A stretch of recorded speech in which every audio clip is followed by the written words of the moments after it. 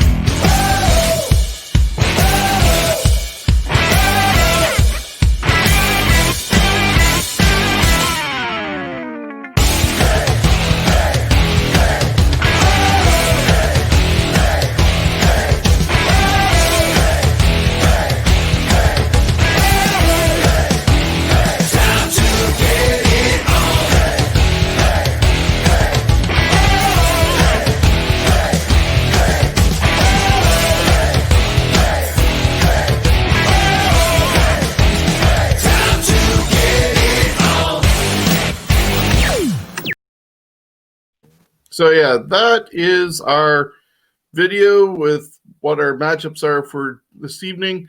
But I'm going to bring up the bracket, and Chris Maloney, you want to break it down for us? Yeah, I can do that. It's interesting when I was watching that video, though. It's some of the guys are faces and heels, and which character do you choose that would have been better off as champion? But anyways, there's a bracket right there. So you got Mr. Wonderful Paul Orndorff taking on Mr. Perfect Kurt Hennig, both Heenan guys. Junkyard Dog taking on Rowdy Piper, Ricky the Dragon Steamboat taking on Jimmy the Superfly Snuka, Greg the Hammer Valentine taking on the $1 Million Man Ted DiBiase, Tito Santana, Ravishing Rick Rude going at it, Dusty Rhodes, Hacksaw Jim Duggan, George the Animal Steel and King Harley Race, and then Jake the Snake Roberts and Don the Original Rock Morocco. So it's going to be an interesting field here. Yeah, so Jonesy, before we get started, anything popping up that would be interesting or difficult for you to figure out? So what the fuck is Duggan doing on this list? Well, I know there's a couple that I questioned as well, but I saw this picture that inspired me to do it. This one, I'll just quickly pop it up. It appeared on Facebook, and it had the 16. Instead of going through and trying to find other guys, I know there's guys like maybe Beefcake, Bam Bam Bigelow, Boss Man. You know, those guys could have had it. If you want to go lower with Tugboat, but Earthquake. There's so many guys. Wolfman would have been a better pick, though, don't you think, than Duggan? Yeah, well, blame the person who inspired my thought on it and created that picture. I will. That allows us to do another one another time with those guys that I just mentioned. Even a guy like Akeem, One Man Gang, he could be in there. You never know. So, other than your thoughts on Duggan, anything else pop up to you? I only kind of made a choice in the first round, but I think I'm going to be switching my decisions around because a lot of these are actually hard once you kind of dive into them. Because I mean, the guy JYD and Piper. I mean, you want to go with the obvious choice of Piper, but when you look at JYD, he's a big freaking guy, and he looked like he could have done one hell of a job as a major heel or a good guy champion. And I believe Watts did that in the UWF Mid-South. When you're looking at it as in WWF, they wouldn't have had a black champion back then.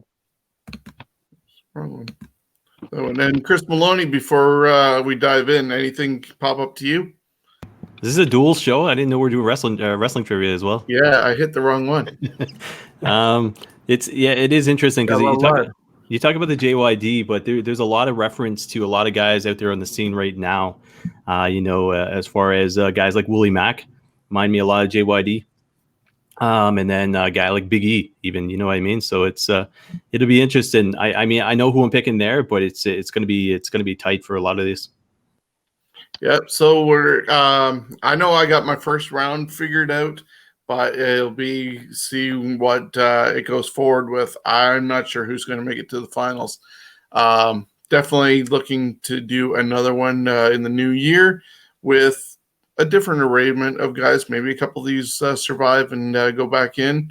But we're starting off with round one, match number one, Mr. Wonderful Paul Orndorff against Mr. Perfect Kurt Hennig.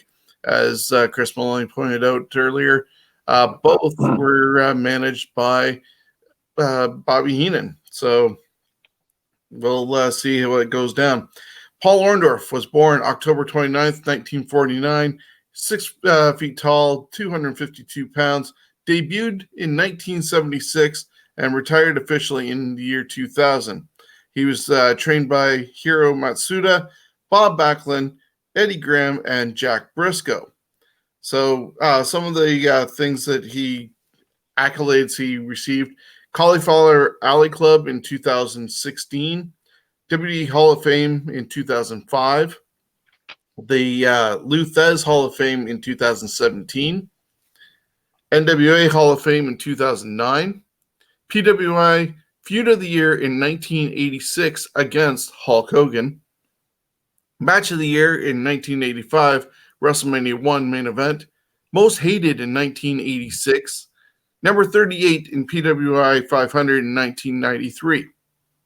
As far as titles went, he was an AWF champion one time, Georgia Championship Wrestling National champion for the NWA 3 times, National Wrestling League Tag Champion one time, UWF Southern States one time, WCW TV Champion one time, NWA WCW Tag Team Champion 3 times, twice with Jimmy Superfly Snuka, and once with Pretty Paul Roma as part of Pretty Wonderful.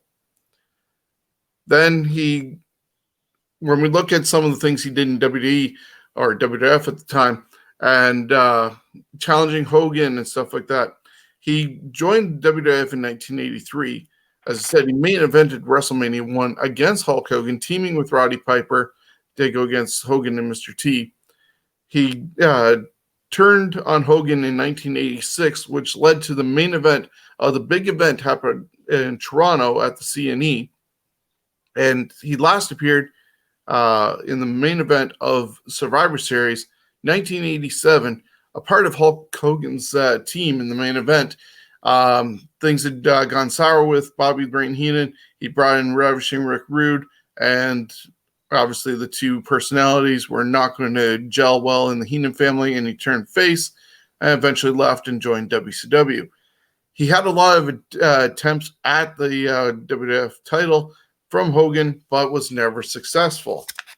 Then, on the other side of things, another guy who was managed by Bobby Heenan had attempts at Hogan in the late 80s, early 90s, and that's Curt Hennig. Born March 28th, 1958, died February 10th, 2003 at the age of 44. He was 6'3", 257 pounds, debuted in 1980, and was trained by Vern Gagne and his father, Larry the Axe Hennig. So some of his accolades include a Luthez Hall of Fame in 2007, WWE Hall of Fame in 2007 as well. I was there for that at the Fox Theater in Detroit, part of WrestleMania 23 weekend.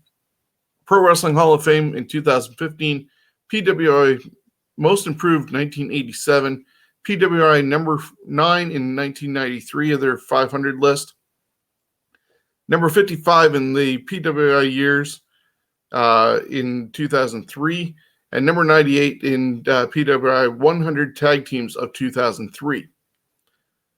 Titles he held: he got the AWA world title one time, a tag team champion there in the AWA was Scott Hall, Future of Wrestling champ one time, iGeneration champion two times, main event championship wrestling one time, Pacific Northwest Wrestling, NWA Pac Northwest champion one time, NWA Pacific Northwest Tag Team champion three times.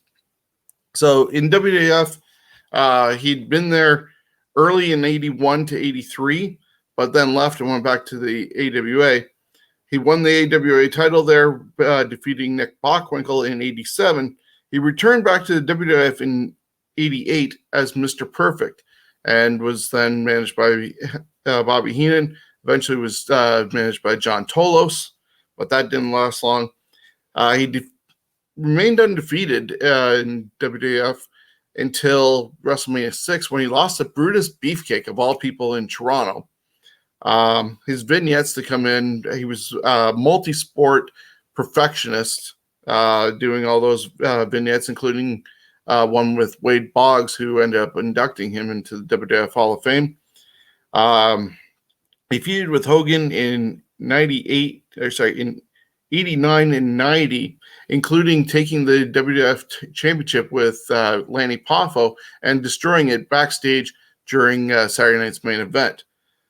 He was one of the last guys standing when Hogan won the Royal Rumble in 1990, but never got the title. After losing to Beefcake in WrestleMania 6, there was an Intercontinental title tournament, which he won his first title there, defeating Tito Santana. He'd go on to win it one more time, but that's all he basically did, getting close to that world title, especially with Hogan around. Looking at these two, I think Orndorff had the better shot at getting the title away from Hogan and more opportunities, and was selling out. Didn't really have the same effect with Curt Hennig.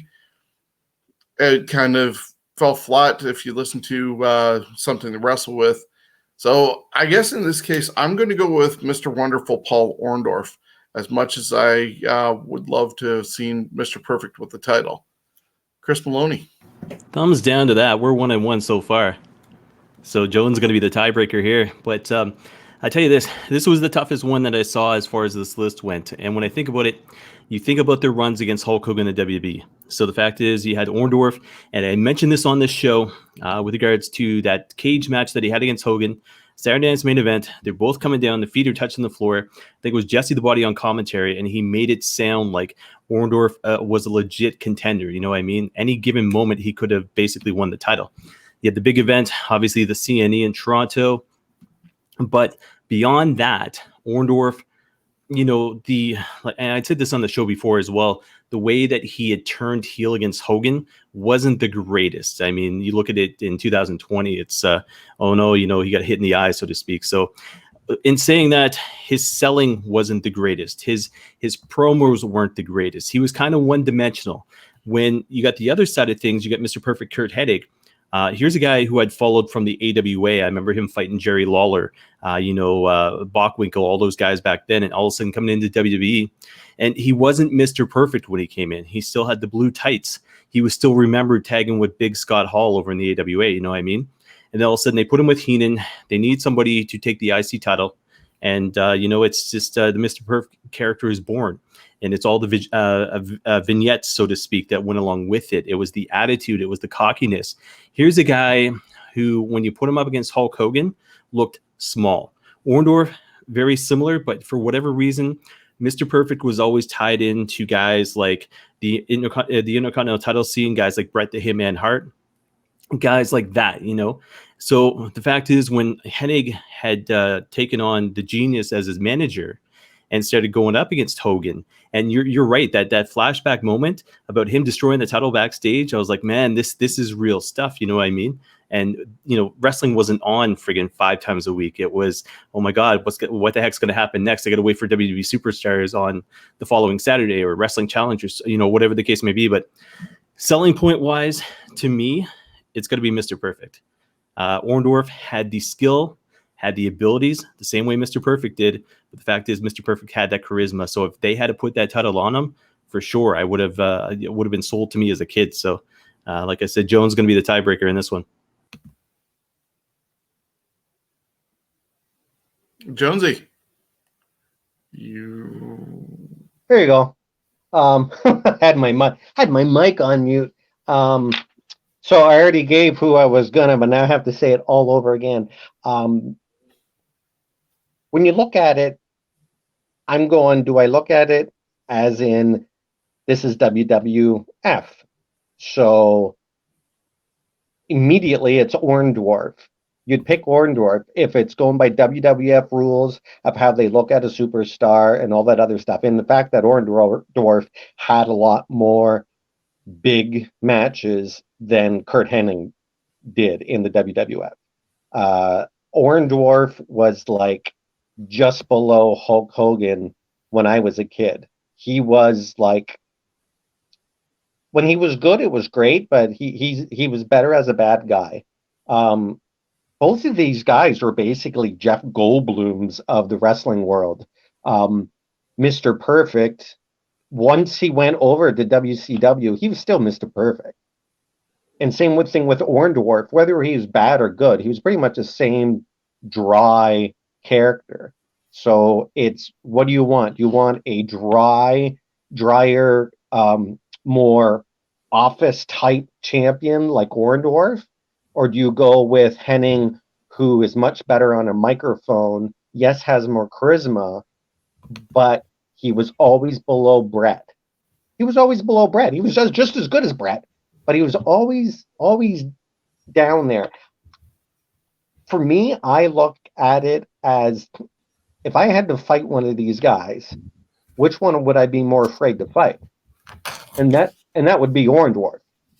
Hennig, I would get like a wrestling schooled, but I don't think I'd die, where I think Orndorff could just snap me like a twig. And actually, I was quite surprised that I didn't realize that Hennig was actually the taller one, because Orndorff seemed bigger than Hennig, but not so.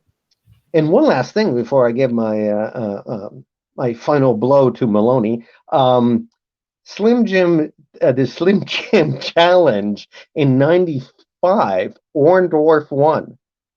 So I think with that little slim little extra tidbit there, I got to go with Orndorff.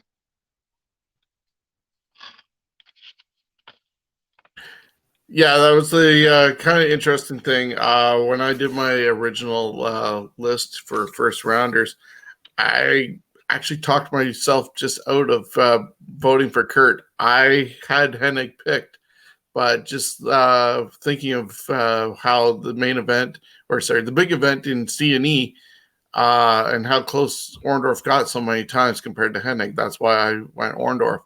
But yeah, so Hennig unfortunately is out. Orndorff is moving on, and it brings us to our second matchup. The Junkyard Dog taking on Rowdy Piper. Chris Maloney, you want to start this? Well, that kind of sucked, I tell you that much. But anyways, I didn't realize you're going Stat City, so I had to bring up the stats for the JYD and Rowdy Piper beyond what I already know. So tell you this. So Junkyard Dog unfortunately died at the age of 45 years old. Very young as far as a wrestling career went. The cool thing about JYD is when you look at him, he was able to, and you guys talked about this, the size of him, 6'3", 280 pounds. And this was a guy wrestling back in the 80s and the 90s. So basically, when you go into his Wikipedia, it talks about him be able to slam guys like the One Man Gang, Kamala, King Kong Bundy, no problem at all. But early career was 76 through 80. NWA Mid-South was with Bill Watts, 80 to 84. WWF was only 84 to 88. So 4 year spans for every single one of these. The last one that he had actually done before he went indies for a year was WCW NWA, and that was 88 through 93. So that was only 5 years. The thing about the Junkyard Dog, though, was the impact that he had as far as the wrestling business as a whole went. I mean, I think he was one of the guys, part of that Shockmaster deal, wasn't he? Or am I making that up? Was he part of the Shockmaster gimmick? No. Okay, so he wasn't, but he was around at that time, though. Might have been, but that was Sting and British Bulldog. Oh yeah, okay. And then Sid, I think Sid was maybe the other guy, but it was around that time. So JYD was always around those big moments. King Harley Race, obviously WrestleMania 3. He was one of those guys that, if I don't even think, because he was babyface, I think the whole time he was WWE. So the fact is, him and Hogan would have never went at it. I think they had tagged, because I remember Hulk Hogan doing the whole JYD gimmick. I think it might have been Saturday Night's Main Event. But the fact is, to me, JYD, as big as he was, unfortunately, was nothing more than a gimmick. And because he was babyface, and because of the years that I had mentioned between 84 and 88, it was always Hogan territory. You know what I mean? So he had no chance at all unless they had turned him heel. But how do you turn a guy as popular as the JYD? And there's other guys in this tournament very similar that popularity wise. But the fact is, JYD to me was nothing more than a gimmick because he was a babyface. The other side of things, you got Rowdy Piper, who basically was one of the greatest heels, and being able to be part of that first WrestleMania ever. Going on to WrestleMania 2, Boxing Mr. T, WrestleMania 3, Adrian Adonis, 93,000 people. The barber, Brutus Beefcake, gets his gimmick, basically enshrined at WrestleMania 3. But Piper was basically as big, or not even bigger, than Hulk Hogan for those 3 years. Obviously, he goes Hollywood, but he comes back WrestleMania 5 and does the whole Morton Downey Jr. gimmick. WrestleMania 6, Bad News Brown. WrestleMania 7 was... Did he fight at 7? No, he was out because of his motorcycle accident and in the corner of Virgil. Oh, yeah. WrestleMania 8, Bret Hart. WrestleMania 12, Goldust. You know what I mean? And it goes on and on and on and on. Won the Intercontinental Championship, obviously, off of the Mountie at the Royal Rumble, I think it was. Wins the Tag Team Championship with Nature Boy Ric Flair. And this was basically when I think he was in his 50s. So the two guys, sitting there, iconic as they were for the NWA and Mid-South and everything else, the fact is Piper had a legacy and a legend behind him before he even landed WWE. And then he went to WCW. He made the best of it, returned to WWE. But the fact is, when it comes down to it, Piper would have sold better as a heel champion, not a babyface, but as a heel champion, than the JYD had the opportunity to. So in saying that, if we're talking straight up WWE, WWF, it's hands down Piper, just for the legacy that he had, because JYD, like I said, within those 4 years, never stood a chance to. I mean, that's Hogan territory right now. It's unfortunate. Well, that is tough to argue. See, with JYD, I do view him as looking more like a champion than Piper. I can see Piper having the belt more than JYD, but I'll be straight. I mean, he at the time, there was no black champion. Would have been as good for them to have. For me, it would have legitimized wrestling a little more if they had more than just white guys winning. So for me, in that aspect, I think he gets that advantage. And I think would have been great as a heel. And they could have turned him heel. And again, not to be an ass, but he's black. He can carry out looking mean easy because the way that he looks. Piper looks mean, but which were you more scared of, and which one would be more legitimizing to you? I think it'd be JYD. And I mean, the guy was more entertaining to me in the ring as far as wrestling than Piper was. Piper has everything else as far as I'm concerned. But as far as looks and that as a champion, JYD. He had a great body. He could move. He was great with fans. But again, if he didn't open his mouth and just did the wrestling and came down, you would have thought he was a bad guy. And definitely Piper, to me, I think he was better as a bad guy, but his legacy, because he was turned into a good guy, cemented his legacy. Again, in the WWE world, though, unfortunately, it would have been Piper. And the fact of, as I said, he was boring in the ring as a wrestler, but so was Hogan. And so I want to say JYD, but I have to go with Piper only because Piper does fit it more as far as having everything, except he didn't have the body like the other guy, like JYD did. And JYD had more height and a hell of a lot more weight. And he was actually 2 years younger, JYD was. The last thing on it, Piper to me was the Bobcat Goldthwait of wrestling, the way he talked. And on a microphone, he was like a Bubba Dudley on a mic. So, God bless JYD, but Piper.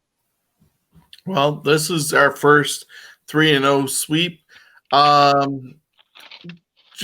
in a different time, even like 4 years earlier, could have been a champion potentially. But by the time he went to Vince, there was a lot of outside issues, personal issues with demons. He was definitely not in the same shape as he was when he was top babyface in Watts' territory. If you listen to some of JR, whether it was his first book or especially his first book, but Slobberknocker or his podcast, he did talk about JYD and how things went downhill, unfortunately, for him by the time he went to Vince. And he walked out on Bill Watts for the money. Piper, he had a big feud with Hogan, but Piper's, I guess, ego in a way wouldn't allow himself to job out to Hogan and just be another statistic to Hogan's whole win-loss thing and who he took out. So that's one of the reasons why Piper was probably away from the title after his one big feud, but he also did the tag team stuff. Like, they kept him away because those two could not agree to work together well and not be squashed like Hogan does to a lot of his opponents. Look at what happened with Hogan and Shawn Michaels in 2005. They couldn't even agree to do a best 203 because Hogan backed out after the first one. So Piper was smart in that regards, but looking at both their careers, I would love to have seen Piper get that title, and that's why it's a 3-0 victory there. Moving on to matchup number 3. Hold on, I got to make reference to one thing. That match at SummerSlam between Hogan and Michaels, That boot that Hogan gave to Michaels, holy crap. Guys, you want to see something that's comical in wrestling, but at the same time says F you to Hogan? Look that up. That's, to me, iconic.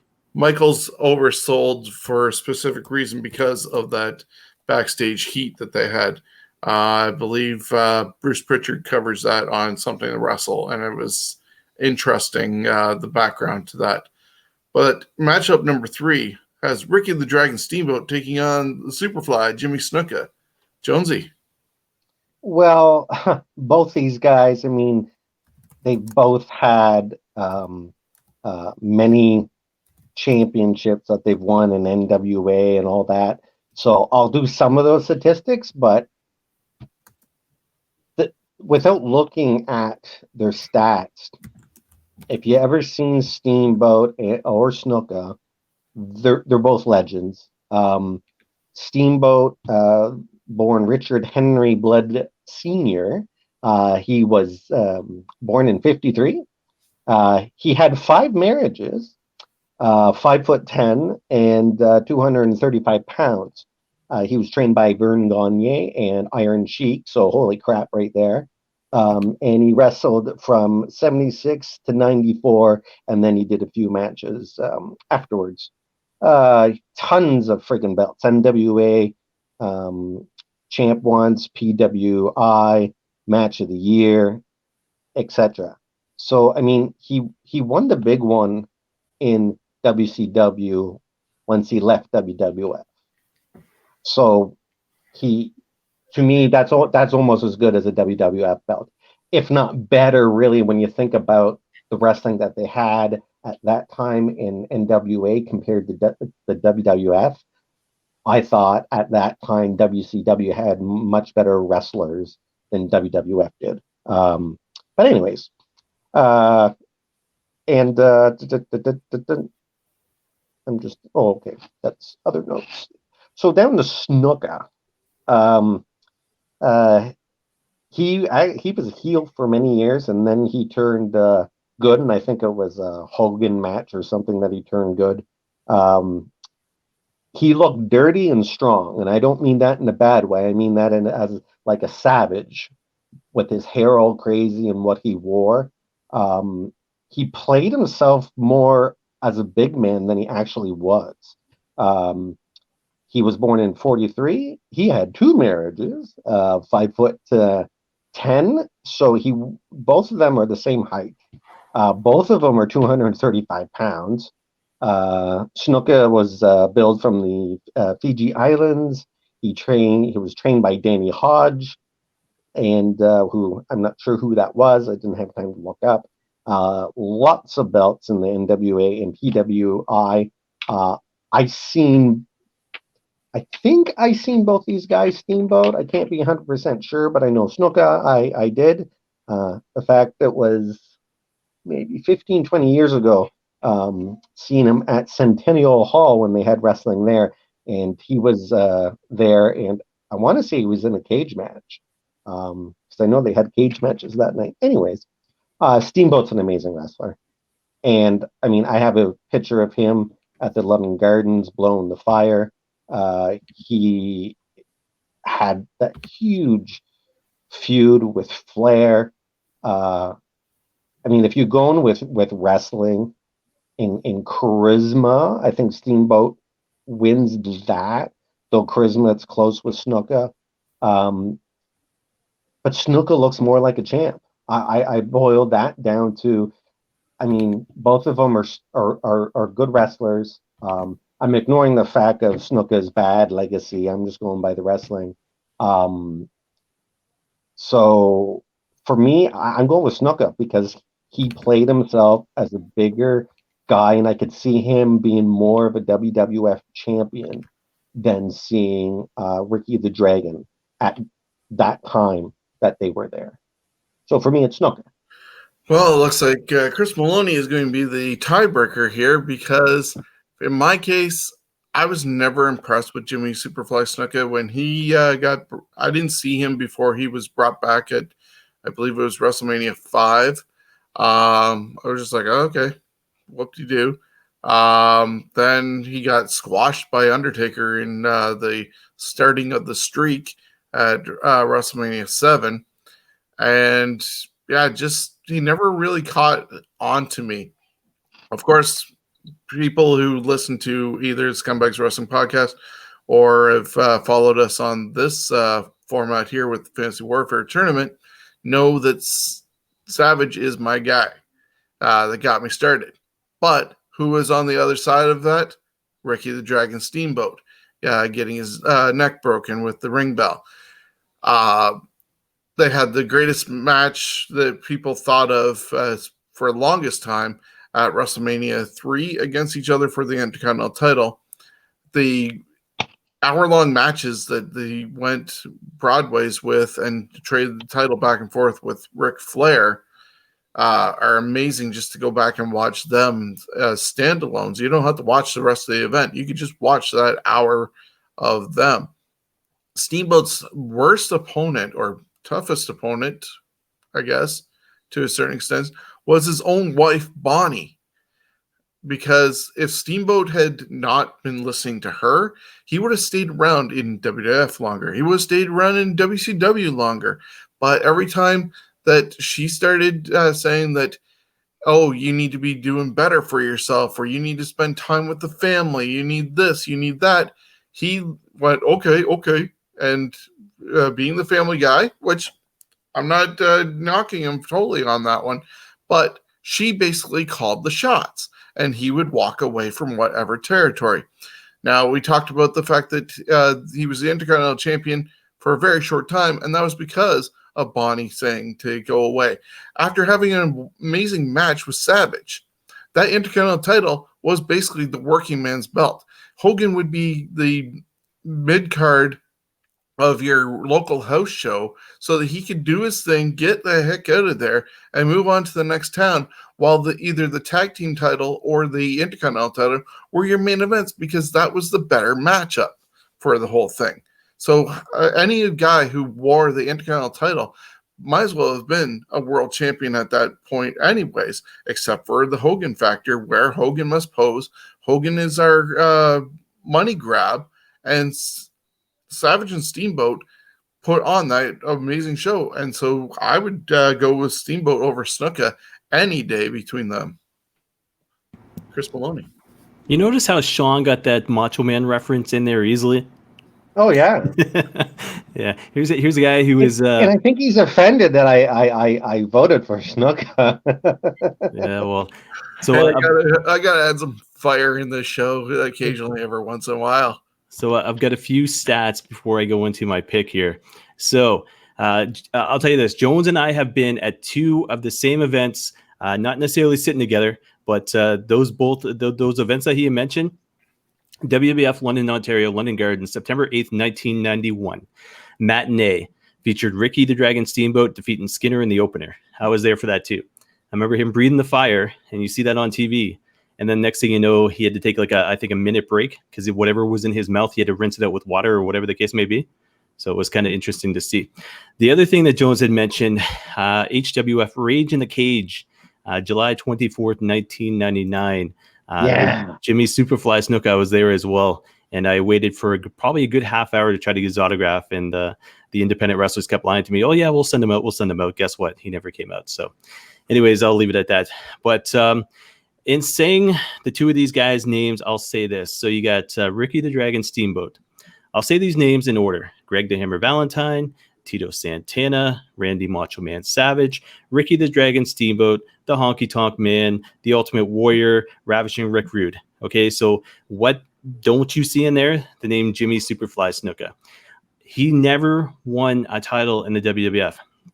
As much as he was loyal, as much as he was a mainstay, and as much as he got to rub for WrestleMania 1 when he was in the corner of Hulk Hogan and Mr. T, the fact is I'm going to say this, the political aspect of his life, I think, had something to do with why they wouldn't put a championship on him. Here's a guy who, big time moment with Magnificent Morocco, Madison Square Garden, coming off that cage. Mick Foley will basically sit there and tell you that's the reason, that's the moment he truly became a wrestling fan. And don't get me wrong, he was iconic. I mean, when Superfly came out, like my dad used to love him as a kid. So anytime Superfly was on TV, I'd be watching him with my dad, watching him jump off the top of Andre the Giant onto an opponent, that was absolutely cool as well. But the fact is, because of the political side of things, he could never, ever have a championship on him, or else they would have put it on him. And maybe there was issues with Vince McMahon. I don't know what the case was, but the fact is, he was, everybody loved him. Every kid loved him. Every adult loved him. They loved what he could do in the ring. Then you had basically Ricky the Dragon Steamboat goes on to the NWA, wins the World Heavyweight Championship against Ric Flair, but can only win the IC title in the WWE. Fact is, when it comes down to it, they never let him carry it too long, too far. The aspect of the choreographed match with Macho Man, George the Animal Steel in his corner, that whole thing with Macho Man, Elizabeth, everything else. Honky Tonk Man beating Ricky the Dragon Steamboat to win the title off of him. And then, Dragon comes back, but he comes back as a gimmick. And he's basically, I hate to say this, but nice guys finish last. And I'm going to say this. You talk about first match, you changing your mind there, Shawn. Originally, I had Steamboat picked. But come down to think about it, if the politics weren't involved, who could have carried that championship better in the WWE? Snuka. So I got to go Snuka. There we go. See, that's the interesting part with this, when we are actually able to sit down and hear the other side of things and what other people's point of views. It does end up getting you changed. That's two in just the first three matches that I know I've changed for my point of view. And yeah, who knows what else is going to happen in the rest of this tournament. Match number 4, Greg the Hammer Valentine taking on the $1 Million Man, Ted DiBiase. Greg the Hammer Valentine, born September 20th, 1951. He's currently 69 years of age, 6 feet tall, 243 pounds, debuted in 1970, and it's still active. People have just recently seen him in the audience of AEW on Dynamite when Cody and Brody Lee had their dog collar match, and did it in honor of Piper and Valentine's historic dog collar match they had over 30 years ago. He was trained by Ed Farhat and Stu Hart. He held a whole lot of titles, including the Alabama Wrestling Fed champion, one-time tag team titles with Brutus Beefcake there. AWA Midwestern Tag Team Champion 2 times with Jerry Miller. AWF Tag Team Champion 1 time with Tommy Rich. Bad Boys of Wrestling Champion 1 time. Maple Leaf Wrestling NWA Canadian Champion 1 time. And then Mid-Atlantic Wrestling for NWA and WCW. He was there a lot when he wasn't in WWF. And over there, he had the NWA Mid-Atlantic title twice, Mid-Atlantic Tag Team titles once with Ric Flair, NWA TV title twice, NWA Mid-Atlantic TV title twice, NWA US title 3 times, NWA World Tag Team Mid-Atlantic 4 times, NWA North American Champion 2 times, WWF Intercontinental Champion 1 time, which happened right here in London, Ontario, winning it from Tito Santana, and WWF Tag Team Champion 1 time with Brutus Beefcake.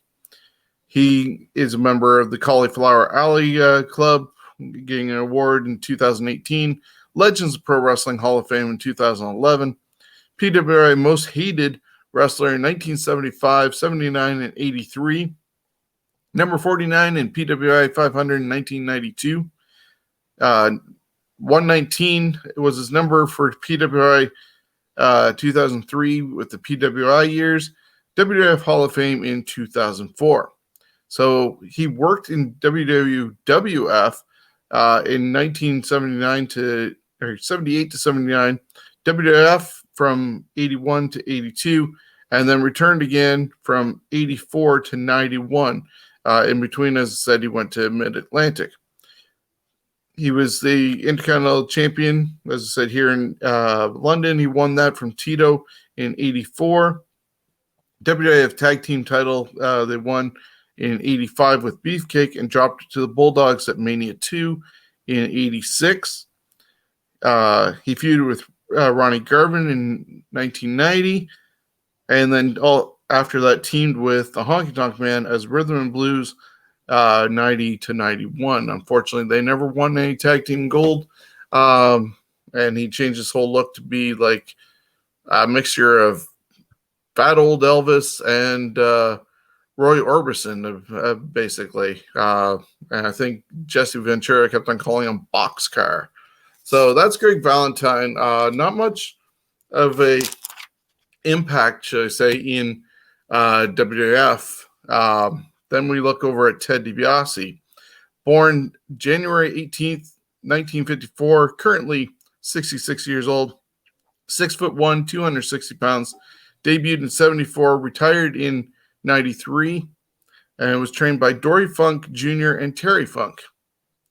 He's a member of the Cauliflower Alley Club as well. Iron Mike Mizuki, I can't pronounce the name, 2010 award.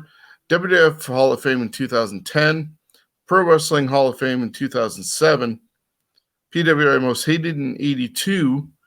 Number 17, PWI 500 in 91. And number 32, PWI 500, 2003, the PWI years vote. Titles, he worked in All Japan and won the NWA United North title one time, PWF Tag Team 2 times with Stan Hansen, World Tag Team titles once with Hansen as well, Championship Carnival 1980 with the Technique Award, Championship Carnival in 82 with the Outstanding Performance, Continental States NWA Champion, or Central States NWA Champion 2 times, Dutch Pro Wrestling Champ 1 time, Georgia Championship Wrestling 2 times their champion, along with 2 tag team titles, NWA Tri-States Mid-South Championship, and over in WWF, WWE, he was the $1 Million Champion twice, created his own title because he couldn't get the belt away from Hogan and bought his own belt. 24/7 champion just recently with WWE. WWF champ 1 time, bought it, but it was never acknowledged officially in the records when Andre ended up handing it over to him.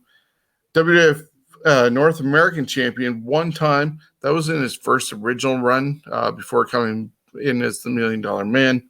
WWF Tag Team Champions 3 times with Erwin R. Shyster, and he won the King of the Ring in 1988 when he just returned back to the WWF. So looking at these ones, for me, I have to go with Ted DiBiase. As much as Greg the Hammer Valentine won a lot of titles elsewhere, his WWF run was very mid-card and, well, tag team for that regards. But Ted DiBiase found himself in the main event scene for right off the bat almost when he first came in. He was that protagonist to Hulk Hogan at the time, and then with everything he did to get that belt away from him, it made the win for Randy Savage at WrestleMania 4 mean a lot more because he won it from a heel, even if he did have the help from Hogan, and but he overcame Andre. But DiBiase was that perfect heel in that position. So given the two, I'm going with Ted DiBiase. Chris Maloney. DiBiase's going 2-0 at this point. It's tough to put them against each other as basically old school wrestlers, because I think it'd be, it's like Piper Valentine, I mean, the stories that you hear about those two. And, the dog collar match was because of the fact that I think Piper kept chasing Valentine. He couldn't get a hold of him. That was the whole basis of the dog collar match or something like that. But again, two gifted old school wrestlers.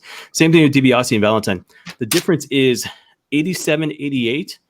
You could basically light a flame off of DiBiase. He was that much on fire. Anything that he did with the vignettes, anything that he had done on the mic, Virgil being by his side, he's associated with Andre the Giant, trying to buy the title, WrestleMania 4, the whole tournament.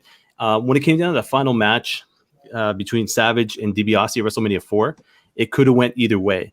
And this was back in the days before WWE Network, where you couldn't really watch it live unless you knew somebody with a satellite dish, or you wanted to go to a bar. And in my case, I was probably about 10, 11 years old, so it wasn't happening, Fact is, when it comes down to it, DiBiase looked like a champion, sold himself like a champion, talked like a champion, and he was basically, in my eyes, the WWE version of Nature Boy Ric Flair. The character that Vince McMahon created for him, I tell you this, there's a lot of guys that try to replicate him. JBL was one of those guys who tried to replicate him. Montel Vontavious Porter, MVP, to a point, tries to replicate $1 Million Man Ted DiBiase.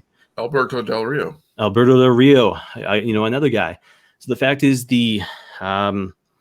what DiBiase did on his own, his legacy without that title it means something. It will always mean something. His theme music, the iconic laugh, the fact he couldn't win the title, so he bought his own championship.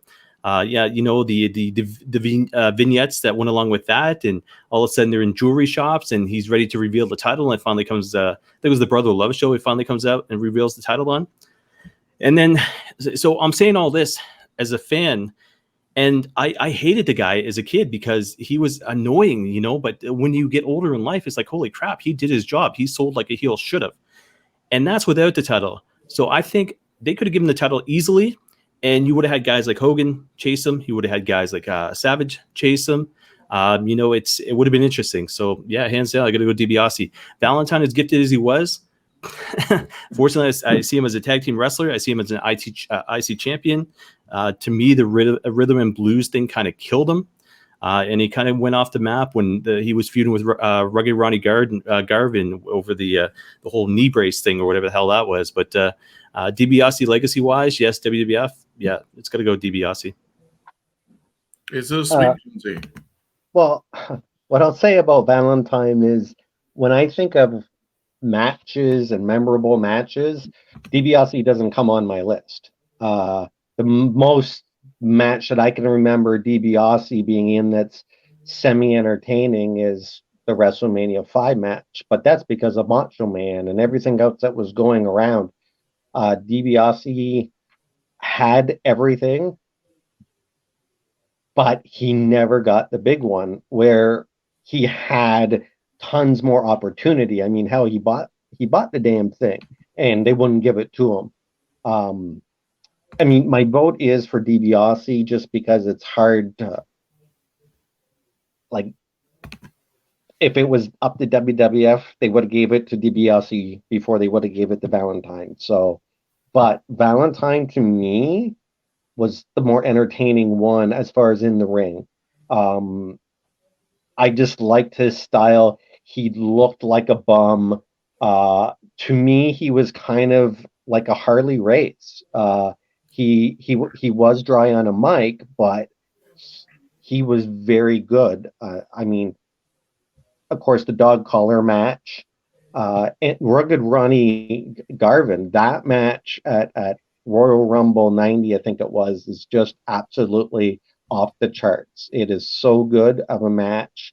When people say, Ricky Steamboat and Savage at WrestleMania 3, I go, yes, it's a good match, but do I think it was one of the better matches at that time? No, I don't.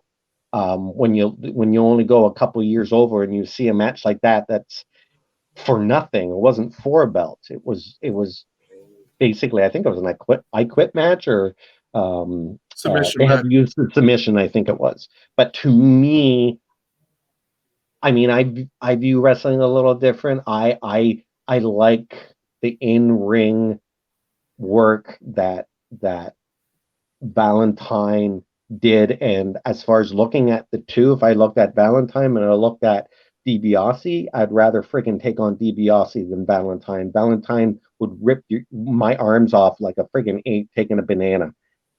So my favoritism goes to Valentine, but DiBiase, I mean, hell, he was featured in a video game. Him and Andre were the finals that you had to beat. So, I mean, he had a lot more, I think, going for him in like the magazine and everything. You'd see more him over Valentine. So, Valentine to me, also, I've got to say one more thing. I think he fit in WCW a lot better. That was the style that he was doing more than WWF. I never thought Valentine fit in the WWF. Yeah, definitely a different vibe, cartoony. He's more of the down and wrestling side. He's more, I would say, kind of like a Dean Malenko. So our next matchup is Tito Santana taking on Ravishing Rick Rude. Chris Maloney. Interesting thing here is Santana debuted in 1977. He was in the WWE from 79 to 80 and then left. That I didn't know. So Santana went over to the American Wrestling Association, the AWA, then went to Georgia Championship Wrestling. So he was AWA 80 to 82, Georgia Championship Wrestling from 82, 83, and then basically came back to the WWE for the next 10 years, so 83 through 93. Past that, had a small run, looks like 97 to 98 in the WWF. That I do not remember. And then apparently was WCW in the year 2000. So some things I appear to have blocked it in my mind. But when it comes to Santana, one of the most gifted pure athletes in the ring. When I started becoming a wrestling fan, it was him as IC champion against, Greg the Hammer Valentine. Those guys there. Lots of charisma. Obviously, when you see a match with Tito and you had Gorilla Monsoon and Jesse the Body Ventura on the mic, Jesse was always making fun of Tito, but it's because he was so good. As where Monsoon was kind of putting him over as much as he could about all the wrestling moves that Santana could actually accomplish. Furthermore, from there, he goes on, and he was one-dimensional to me at that point. Then all of a sudden, Strikeforce happens, and it's like, holy crap, I can actually try to be a fan of Tito Santana at this point. But what happens is Strikeforce breaks up, Martel goes on to the model gimmicks, Santana kind of gets lost again. Then all of a sudden, he becomes El Matador, and to me, Santana was just that. He was one-dimensional again. The other side of things, you've got a guy known as Ravishing Rick Rude, who I didn't know till today. His actual real name is Richard Rude, just spelled a little bit differently. So, it's Rick Rude through and through. But he was born 58, died apparently, or not apparently, but unfortunately at the age of 40 years old. He only went by the names of Rick Rude, Ricky Rude, and the WCW Phantom, which I do not kind of remember as well, but trained by Eddie Sharkey. He was one of the Minneapolis boys. So when you talk about Mr. Perfect Kurt Hennig, the Road Warriors, Smash of Demolition, those guys, he grew up in that Minneapolis area. He was not AWA though. He was Championship Wrestling from Florida. WCCW, this is when the first time I got to see him. Pro Wrestling Plus here in Canada, guy known as Ed Whelan used to play these clips. And that's where I get to know who Ravishing Rick Rude was. Jim Crockett Promotions, 86, 87. WWE, he was only there for 3 years, basically 87 to 90. Intercontinental Champion, basically beats the Ultimate Warrior WrestleMania 5, I think it was. Heenan holds down that foot, that iconic moment. Warrior ends up winning the title from him. But then all of a sudden, you get the Ravishing Rick Rude character. Guy was gifted on the mic, abs of steel, so to speak. Bobby the Brain Heenan behind him.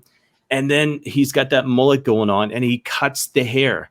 And he comes back as this kind of same kind of guy, but he's, with no more gimmicks, so to speak. He's a lot meaner. He's a lot tougher. Warrior had just won the WWE Championship from Hulk Hogan. They go into that SummerSlam match, I think, at 90. In the steel cage, and it's Warrior versus Ravishing Rick Rude, and it's a new Rick Rude. You know what I mean? I remember the WWF magazine, and Rick Rude's on the beach, and he's dressed in this, I think this gray gym suit or something like that, but he looks meaner, he looks tougher, he's got the haircut. He looks like he's basically ready to throttle the Ultimate Warrior and could take the title.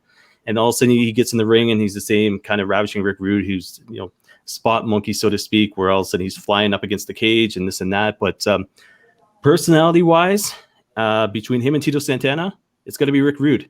Fact is, he had Bobby Heenan behind him. He was gifted. He had that personality, that charisma. And in saying this, he is the only guy in the history of wrestling to perform on Monday Night Raw and Monday Night Nitro at the exact same night. And guys, if you don't believe me, November 10th, 1997, Raw was still taping their shows. Rick Rude knew it was his last show and then appeared on Nitro. Almost as big as the Lex Luger moment, but to me, it was, it's Rick Rude through and through, but just, again, based on personality. It's like a DiBiase guy. Easily one of those guys could have easily carried the company. So, yeah, Rick Rude's my pick. Jonesy. So with Santana, Tully Blanchard was a quarterback for the West Texas State Buffaloes, which Tito played for and was his link to pro wrestling. So that's how he got into pro wrestling. He played 1 year with the BC Lions, and he did wrestle one time in WCW, and he actually defeated Jeff Jarrett in a dungeon match on Nitro. So I might go look for that YouTube clip later on. I mean, the guy had tons of belts, had run as IC champion. I mean, he done it all, and he did a lot of big matches, but they never really went anywhere with him back like in the 90s and that. But he always he was like in the Survivor Series match, the match of the Survival, I think they called it, and he was with Hogan and Warrior. So to me, that was kind of a nice nod from the WWE to recognize. I mean, he was a workhorse. And then Rude, he actually went to the same school as Tom Zink, Brady Boone, Nikita Koloff, Kurt Hennig, John Nord, and Barry Dorso. So, like, wow.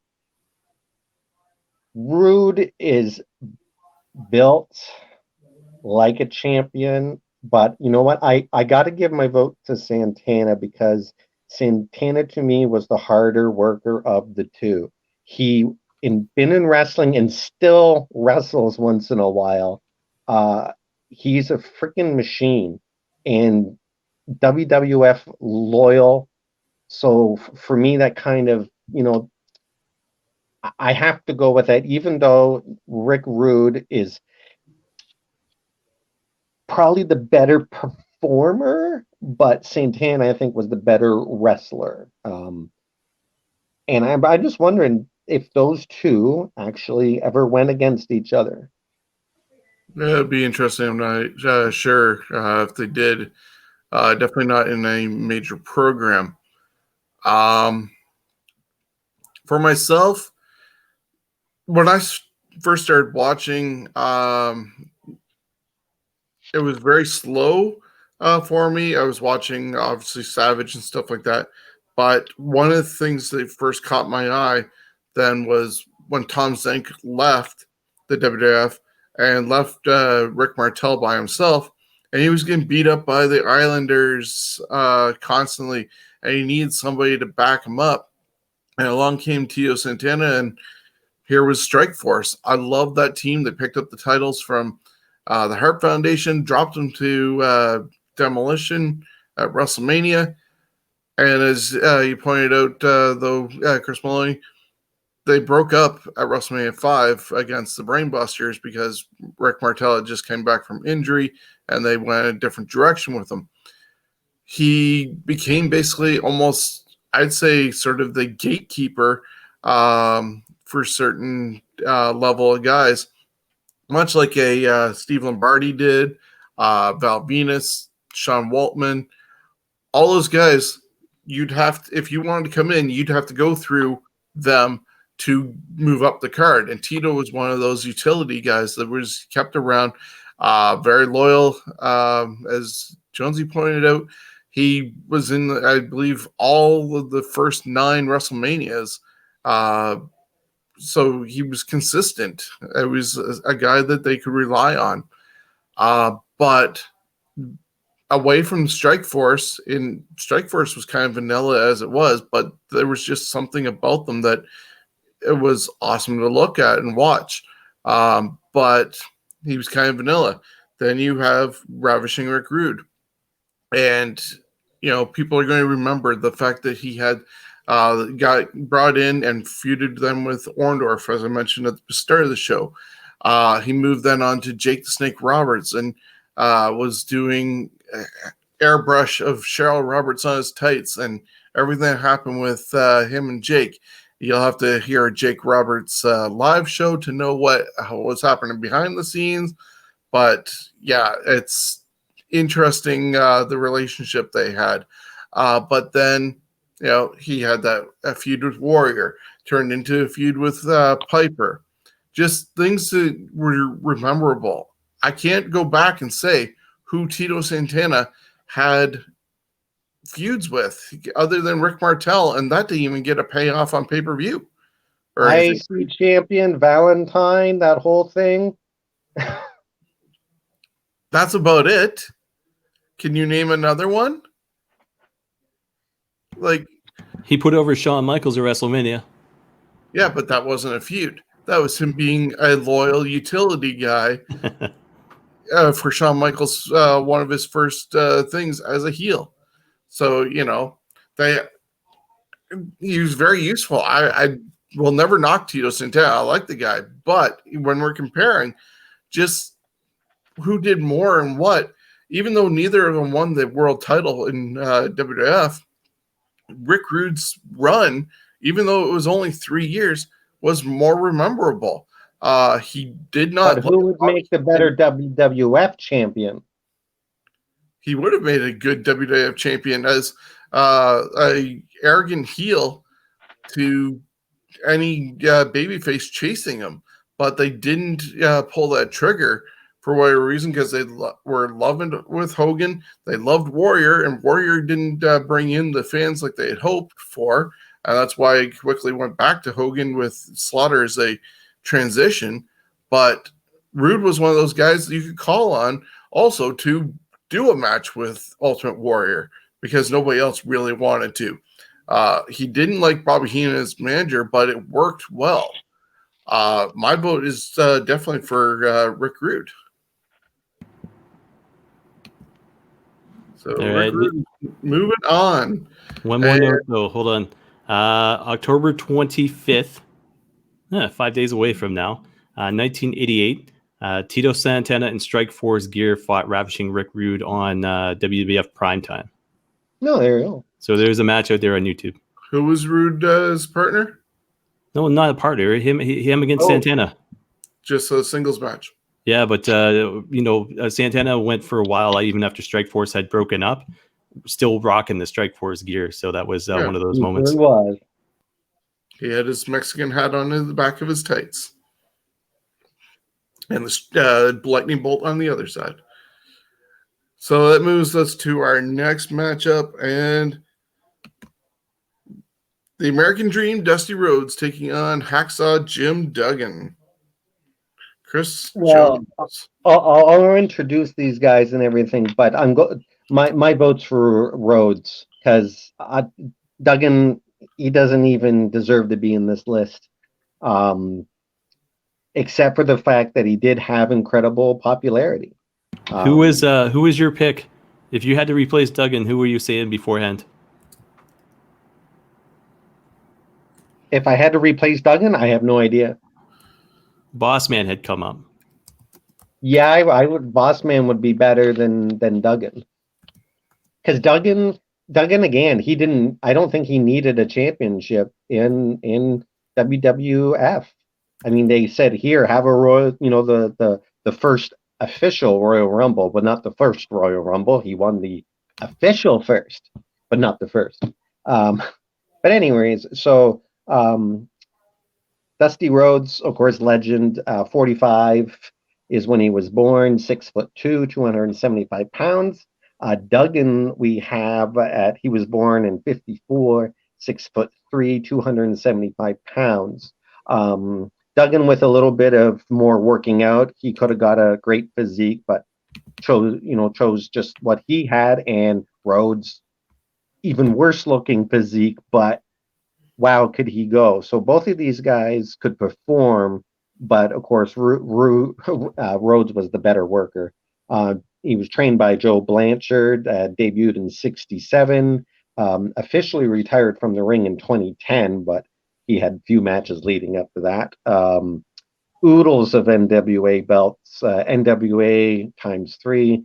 He had the US belt, the TV, the tag team, the six-man NWA.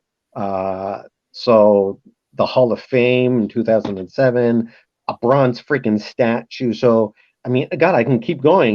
He's got Slammies, PWI Feud of the Year in '87, Matches of the Year, Most Popular Wrestler of the Year for 3 years. But he didn't rate high in the best of 500 with the PWI, coming in at 193. And that was for 2001. Duggan is kind of interesting because PWI in the '93 best of 500, he was number 66. So holy shit, what kind of crappy wrestlers were happening then? I'd like to see who was behind him. So he was trained by Fritz von Erich, debuted in '79. He was a Royal Rumble winner in '88. WCW, in WCW, he had actually a better run. He had the US belt and was the final holder of the TV champion. Duggan was more, to me, again, what fit in WCW. I thought he was much better in WCW as far as entertaining and just fit their product. I think Duggan should have maybe got a little more, like they should have tagged him up with someone and did a tag team run, because the guy could sell himself. He was very good at that with very little wrestling skills that he showed. He had amazing draw. His father was chief of police of Glen Falls, New York. He was signed by the Falcons, but released because of, it's funny, all these guys that have bad knee injuries and stuff like that, and then they go into wrestling. It's kind of what? And he was in a movie, Pro Wrestlers versus Zombies. And in this movie, he's fighting zombies using his 2x4. I haven't looked up this movie. I just found this out today. So, he had 2 Slammies and a Hall of Fame in 2011. For me, it's Rhodes, just because, I mean, what he did in NWA, he could have done similar in WWF, but it would never happen. Like both of these guys, they would never have made champion no matter what. So I have to pick one. I got to go with the obvious choice, which is Dusty Rhodes, because I'd rather watch a Dusty match than a Duggan match. Yeah, so this is going to be 2-0 right now for Dusty Rhodes. Duggan was sort of like, for me, JYD. Unfortunately, his better time was in Mid-South, the UWF, with Bill Watts. He was used as the, tough guy type deal, the brawler, the guy that you wouldn't want to run into. You got the 2x4 idea from, I believe, the movie Walking Tall, the original one, not the one with The Rock, but got that idea of carrying the 2x4 from that instance. But then he got McManusized in a way. Became more of a character of himself, waving the red, white, and blue, which is great. But what did it do for his career? Even turning to Team Canada in WCW, still did nothing for him. Especially in WCW, was definitely even lower card than he was in WWF. There was talk that he might have had a bigger push had he not been caught with drugs, being pulled over with the Iron Sheik, who he was feuding with at the time, in an era where kayfabe was everything, and Wire is a babyface traveling with a heel and making it to their next town. Easy, because they were on drugs. That's what drugs does. You ride with bad people. They could have done a great drug message with that. And where was that? Was that in WWF or WW? That was WWF, Wow. 87-ish. That's why Sheik got the boot. Duggan got the boot briefly, but then was brought back, just told to cool his heels a bit, and then got brought back in. And he feuded with DiBiase a bit and everything that happened with that. And then Andre. But yeah, his WWF career really wasn't that spectacular. He was a cartoon character. Dusty Rhodes, yeah, unfortunately, whatever heat was between him and Vince, suffered the polka dots and got Sapphire with them, but he was still Dusty Rhodes. Everything he did in the NWA was not forgotten. He was better off being in the South as opposed to working up north. But if given the opportunity and Hogan was out with a movie or whatever, Dusty could have been put in that position of one of the top baby faces to be either chasing the title or wearing the title, depending on how long Hogan actually stayed away. I would have preferred that. And of course, as we also know, in that time, anybody who came from the NWA or WCW up to Titan had to start lower unless your name was Ric Flair and work your way up. Dusty didn't stay around long enough and went back to being a booker in WCW, but I would definitely pick Dusty over Duggan.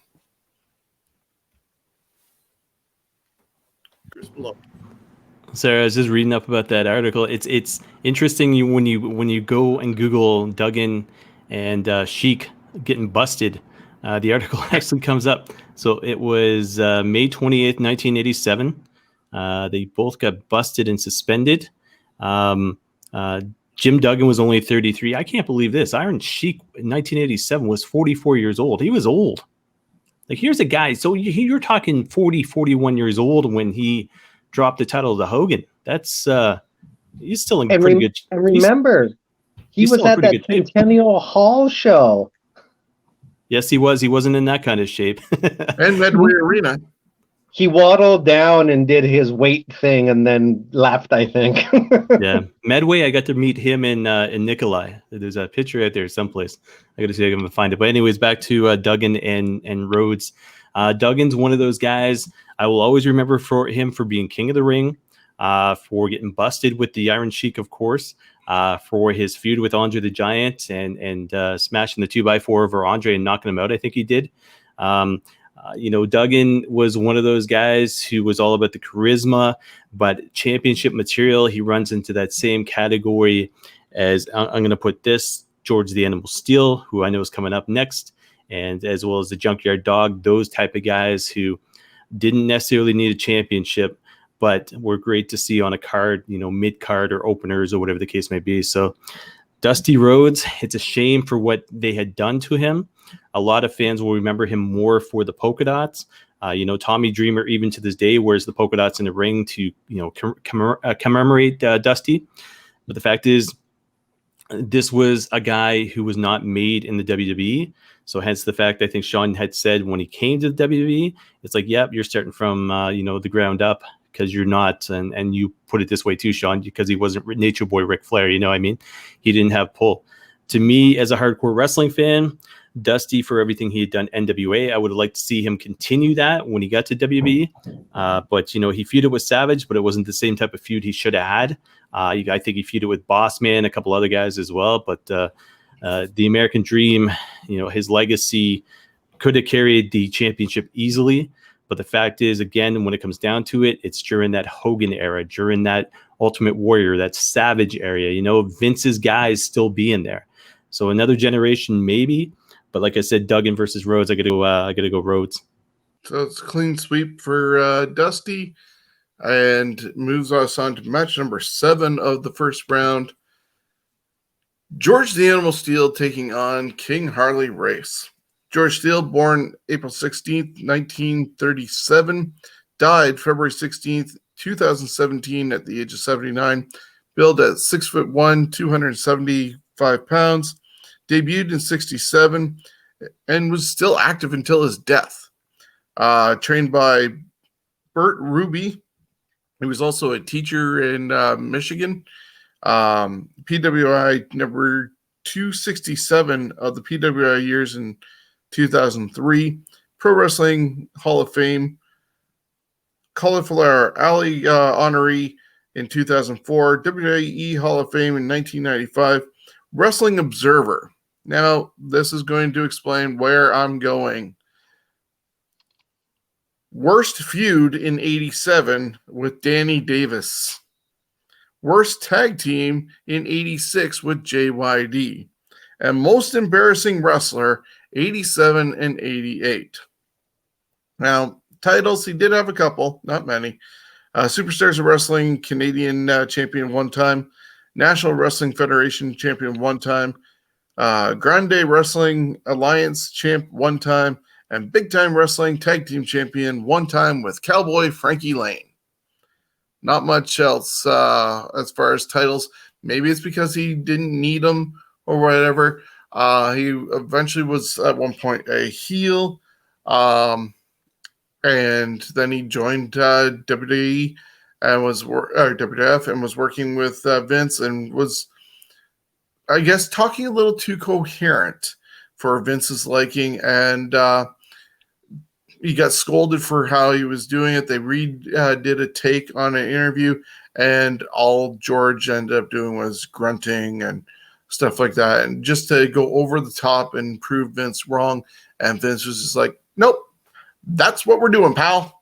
And that's how George Steele was just more a Neanderthal with a fur coat on his back, a natural fur coat at that.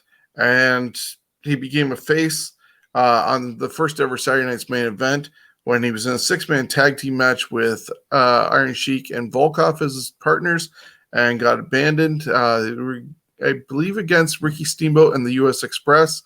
He got managed by Captain Lou Albano in 85 when that happened. He fell in love with Elizabeth in 86 and feuded with Randy Savage, trying to almost do like a King Kong and the damsel in distress, kidnapping Elizabeth a bunch of times. Probably his biggest match was against Savage at WrestleMania 2. We talked about the fact that he helped Steamboat get the title off of Savage at WrestleMania 3, and that was his involvement there, just being a ringside guy. In 88, he started carrying a stuffed animal called Mine, which is just a little furball thing with some gangly arms and shaved head, just like him. So that was available at the merchandise or in the catalogs in the WWF magazine. He left in 1990 during some cuts financially after he was out of the ring and was just doing some agent stuff, but then quickly got brought back and worked as an agent until about 98, 99-ish, and he left. And after that, he made a couple of appearances in WCW, TNA, and even back in WWF on a reunion show before he passed away. And he's taking on the King, Harley Race. Born April 11th, 1943, died August 1st, 2019 at the age of 76. 6'1", 253 pounds, debuted in 1960 and retired in 1990. He was trained by Buddy Austin, the Zbyszko brothers, and Ray Hersech. He's a Cauliflower Alley Iron Mike award winner in 2006, Luthez Pro Wrestling Hall of Fame in 2005, NWA Hall of Fame in 2005, WWE Hall of Fame in 2004, WCW Hall of Fame in 1994, PWI Match of the Year in 73 against Dory Funk Jr., 79 against Dusty, 83 against Flair. Wrestler of the Year in 79 and 83.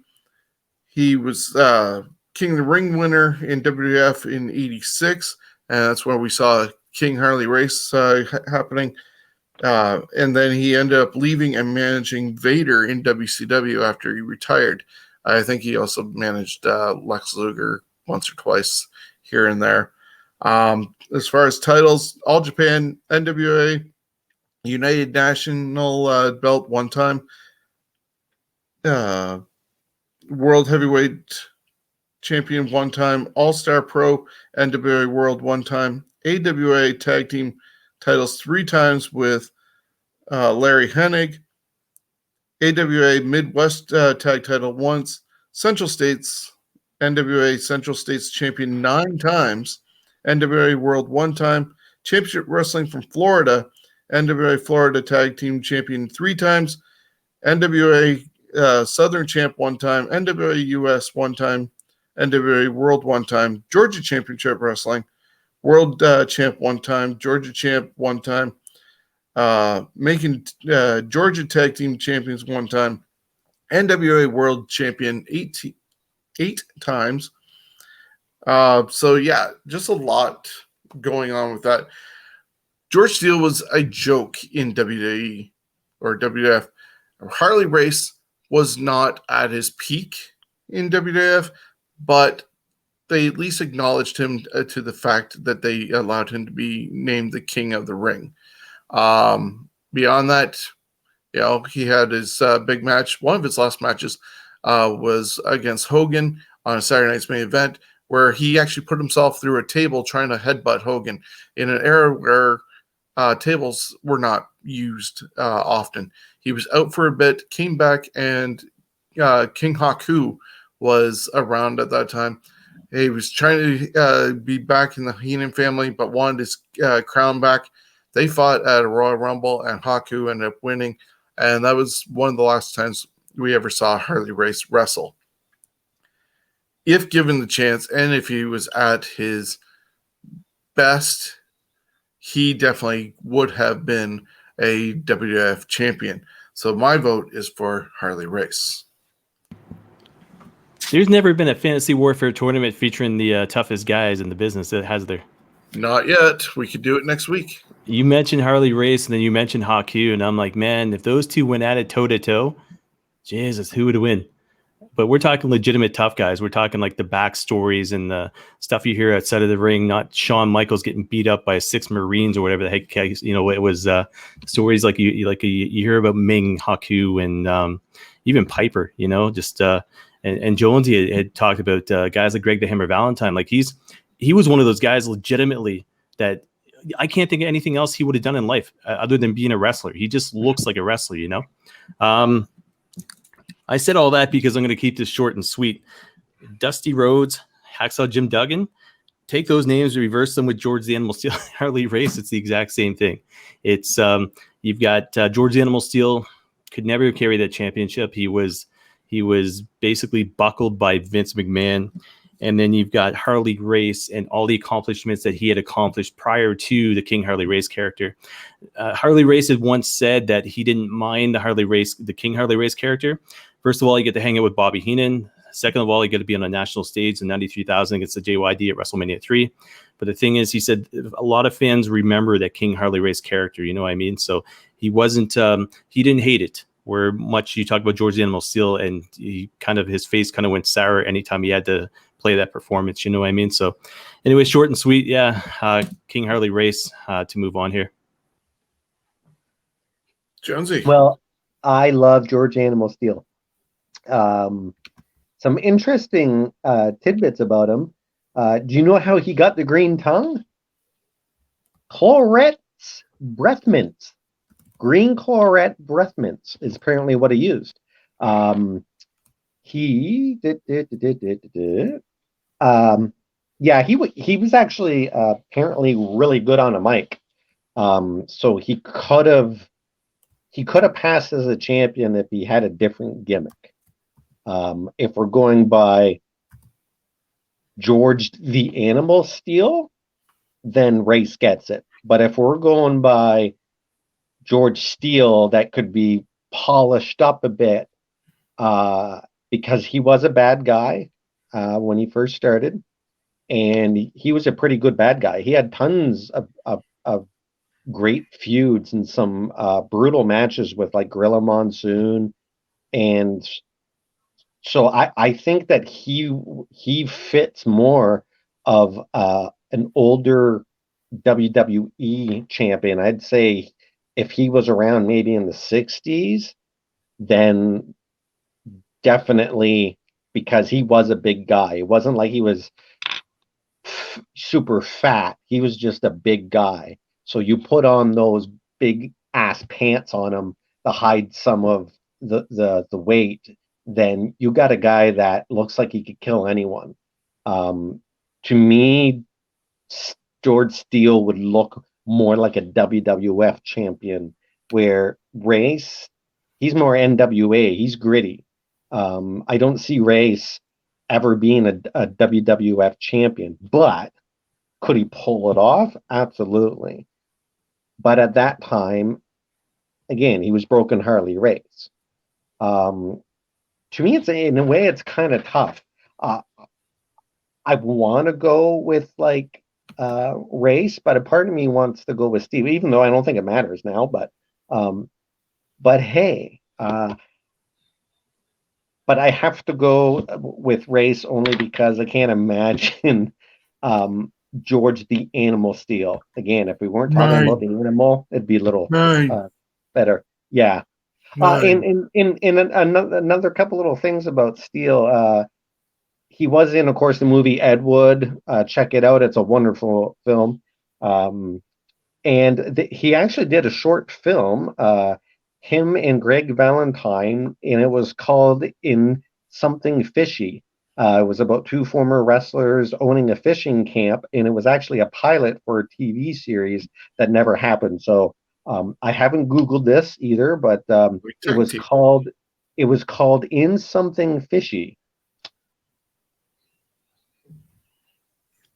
Okay. And we got I can see we got our I can't even think of the word I'm looking for. Crack staff. Yes, we got a crack staff watching or looking. Well, he needs to take a time out from that at the moment because we're moving on to a final match of the first round with Jake the Snake Roberts taking on Don the Rock Morocco. What do you got there, Chris? Well, I'll go into it in a second here. Who was the guy that we're talking about who's fighting zombies apparently? That was Duggan. Jim Duggan. Oh, Duggan. Okay, yeah. So when I need a break to watch some stuff, I know where I'm going. There you go. Anyways, yeah, we got interesting. I didn't know this until now. So 6 years difference between Don Morocco and Jake the Snake Roberts. Morocco, born September 10th, 1949, debuted 1970, retired 1995. So only 25 years. I best know him for obviously the Magnificent Morocco. I think he was part of that infamous storyline with King Kong Bundy, splashing Hogan in the corner there. I think it was Morocco who was holding Hogan, face to face as Bundy had come up and set up the WrestleMania 2 match. Morocco was also the guy who took the infamous splash from Jimmy Superfly Snuka. Him and Fuji, the gimmick, so to speak.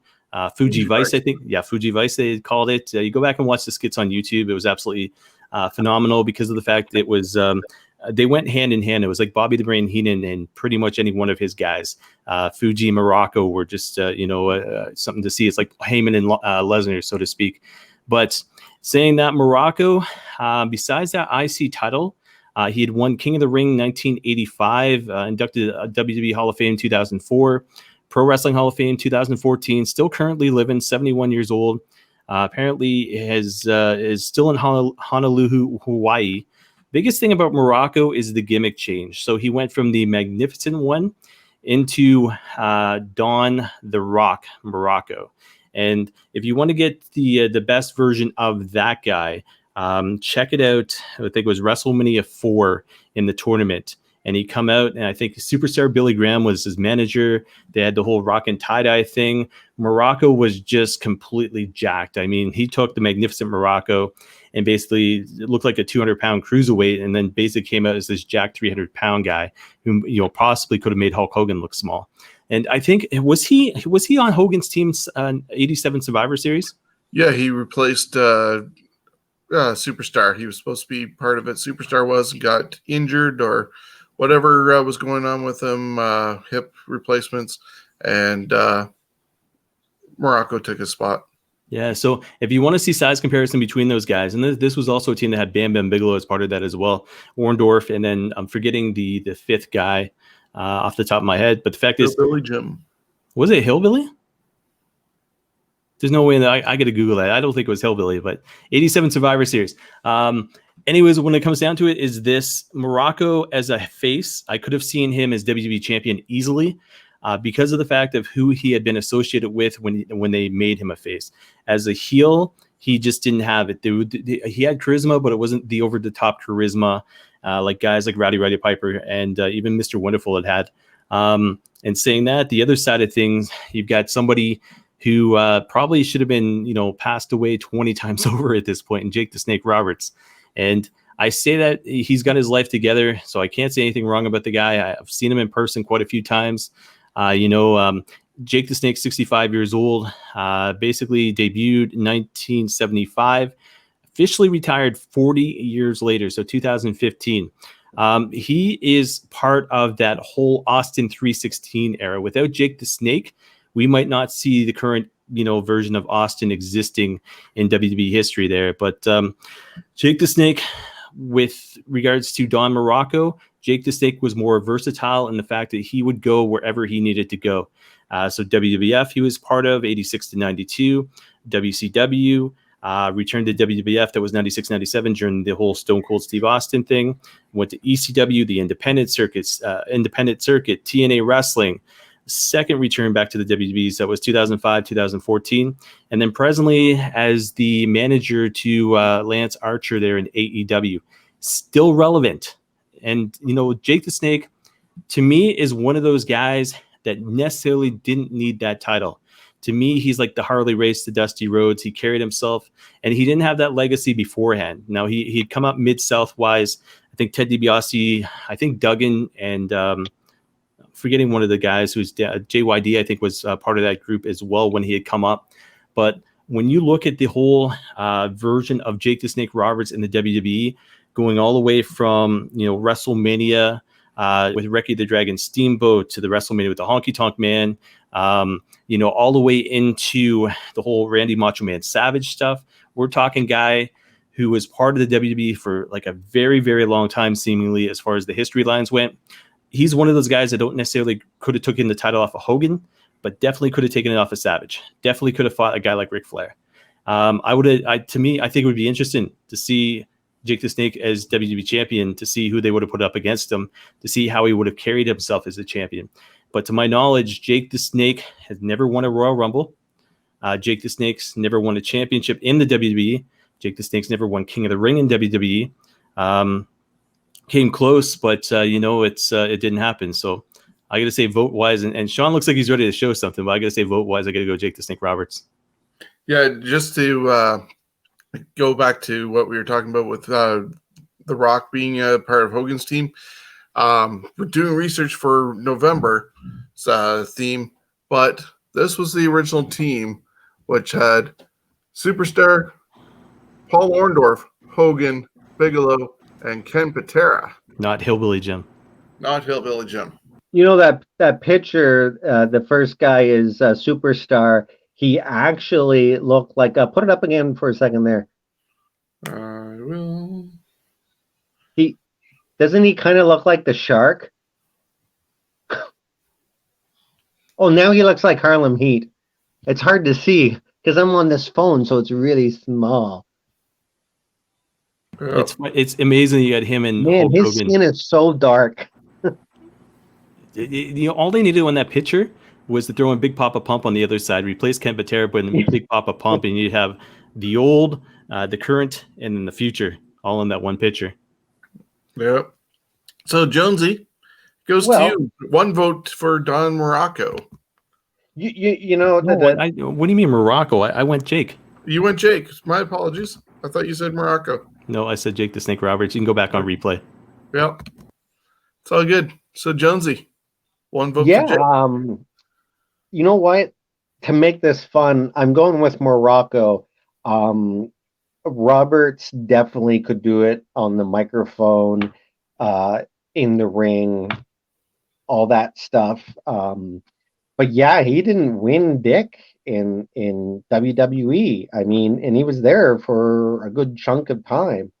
Again, he probably didn't need it. Obviously, he didn't. Look at him now. But what I was looking at one here. Yeah, he was an innovator though, because one of the very first ladder matches is that is recorded. Is Jake against I forget the guy's name, but anyways, it's on the WWF Best of the Ladder matches. But Morocco looks more like a champion, and again, it's kind of a flip-flop between, do I go with who I would prefer to see or who WWF, it fit the WWF's back then. For me, Morocco would have been a fine champion. It's just too many other not bigger guys, but bigger as far as ego was in front of him. But I would buy Morocco as a champion over Roberts as far as just looking at it. A guy with a title, Morocco with the world title, and then you picture Roberts with the title, you believe the Morocco one over the Snake. So for me, I think Morocco fits the more of the WWF back then style. Roberts would have been great for the mid-90s, but so for me, it's Morocco.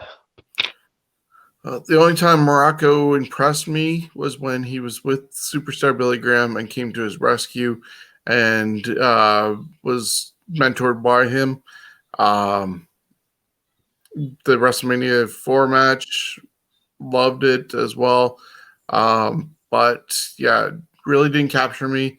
Jake Roberts, I mentioned his feud with Rick Rude over his wife Cheryl and stuff like that. There was talk that Jake was supposed to have a match against Hogan, but it never happened. Once again, it could have been a Hogan shutting things down situation. But we talked 2 weeks ago with one of the greatest heel turns when Jake turned heel. That was a really good move. He needed to do that. He could have been one of the top heels of the time, but behind people like Hogan, even Savage and Warrior, unfortunately, and Piper, there was no way Jake was going to crack that ceiling to become a WWF champion unless he had turned heel on Hogan, and they never allowed that to happen. But had it actually occurred, I don't know if he would have taken it from Hogan. Savage versus Jake would have been probably more even time as well. But I would have liked to have seen what somebody like Jake Roberts could have done with the title. So Jake Roberts is moving on, and that brings us to our recap. Chris, hold on, before you go into some recap, I got some news. So Jake the Snake Roberts fought Hulk Hogan for the WWF title. Looks like December 30th, 1986. So they have feuded before, and I think I've actually seen a match between the two of them. It was interesting because Jake actually looked like the type of guy that could have taken the title off of Hogan. Secondly, and a little more classier, is this.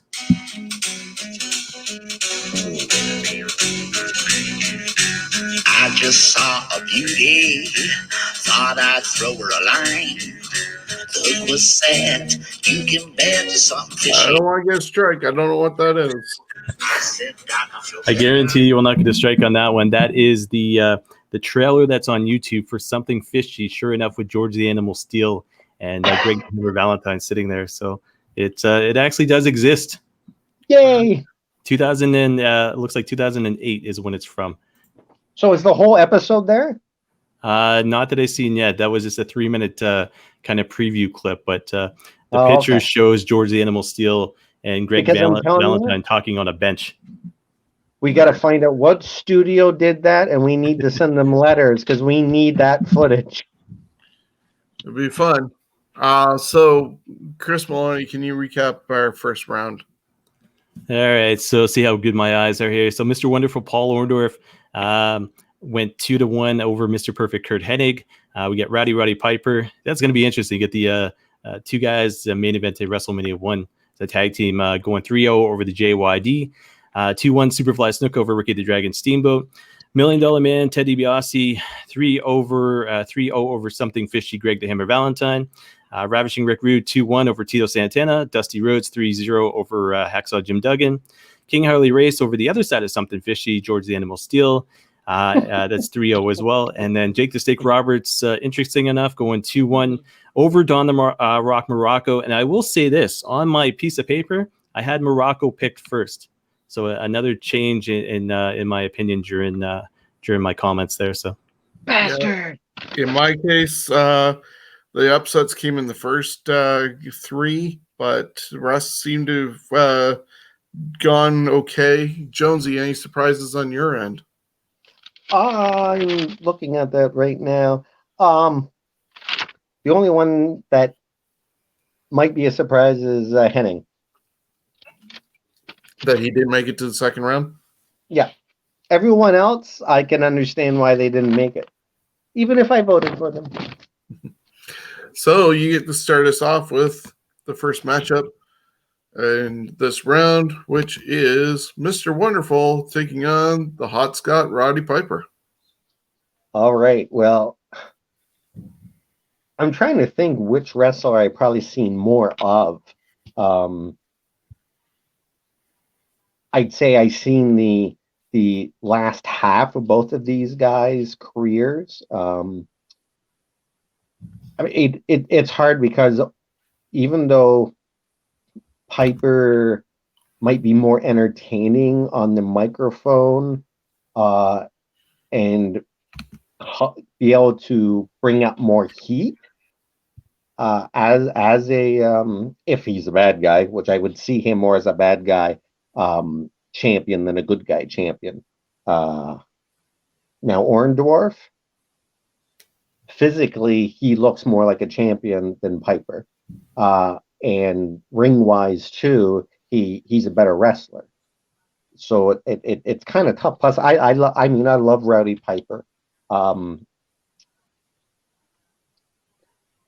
It's awful to make this decision because I like Orndorff too, but you know what? If it's WWF, Orndorff would be it, but I'm going with my gut, which is, oh man, you know what? I might regret it, but I'm going with Orndorff. Really? I'm going with Orndorff just because as a kid, I seen him more as a higher up guy than I did Roddy Piper because I seen more of the goofy Piper, not the serious Piper. So I have to kind of go with Orndorff because I see him more as a legitimate champion than a bad boy kid that Piper kind of perceived. Well, it looks like Chris Maloney is going to be the tiebreaker here because if Piper and Hogan could have gotten on the same page and Piper could have trusted Hogan, then we would have seen more of them against each other. And maybe he would have gotten the title, but because they couldn't, we never did see it. But I'm picking Piper. yeah, so Mr. Hot Rod does advance, and it's funny. I don't think any one of us had mentioned in the original kind of Piper versus who do you face, JYD, is the whole Cowboy Bob Orton factor, the ace, so to speak. If Piper as champion would have ran into trouble, Ace would have backed him up. It's that typical heel kind of faction manager. The Piper and Ace just had this chemistry about them. So going into a match with Orndorff, so to speak, championship, it's Piper would have kept the title, more easily because Orndorff wouldn't have done it with Heenan, so it's anyways. Yeah, Piper's my pick. Okay, so Piper's moving on, and that brings me to Jimmy Superfly Snuka taking on the $1 Million Man Ted DiBiase. I think we said earlier, Jimmy Snuka really didn't do too much. Didn't get near any titles. As Chris Maloney pointed out, Ted DiBiase, he at least created his own title, bought a title, and was tag team champion. Even got a King of the Ring win in '88. Just the attitude and character of Ted DiBiase, I'm going with him over Snuka. Yeah, so it'll be $1 Million Man versus Rowdy Roddy Piper next round, which is going to be a toughie for me. And like I said, previous round, just $1 Million Man, even without that championship, carried himself like a champion. Same way Nature Boy Ric Flair does. So, and Nick Bockwinkel. Bockwinkel as well, yeah. Just three guys right there that just carry themselves like champion through and through. Jonesy, is it a sweep? You see, I struggle more than you guys on this because, the old WWF, Snuka would be a champion over DiBiase because Snuka looks like a champion, where DiBiase looks like a gas attendant who decided to be a wrestler. Comparing the two, Snuka, especially once, whether he played the bad Savage or a good Savage character, like a jungle Savage that he was supposed to be, Snuka to me is more championship quality of the WWF then. Yes, DiBiase would make the better champion as far as having to watch matches and all that, but I'm going with Snuka. It's that what would have been in the WWF, because I don't have a magic wand, so my choice, I can't make this stuff happen. What would have happened then if you went back in a time machine and took Hogan and freaking just drop kicked him and he was gone out of the universe? Picking between Snuka and DiBiase, it's Snuka. Shucka shucka bra. Okay. Well, it's a 2-1 for that one, which moves us to our next matchup, Ravishing Rick Rude against the American Dream Dusty Rhodes. And that is Chris Maloney.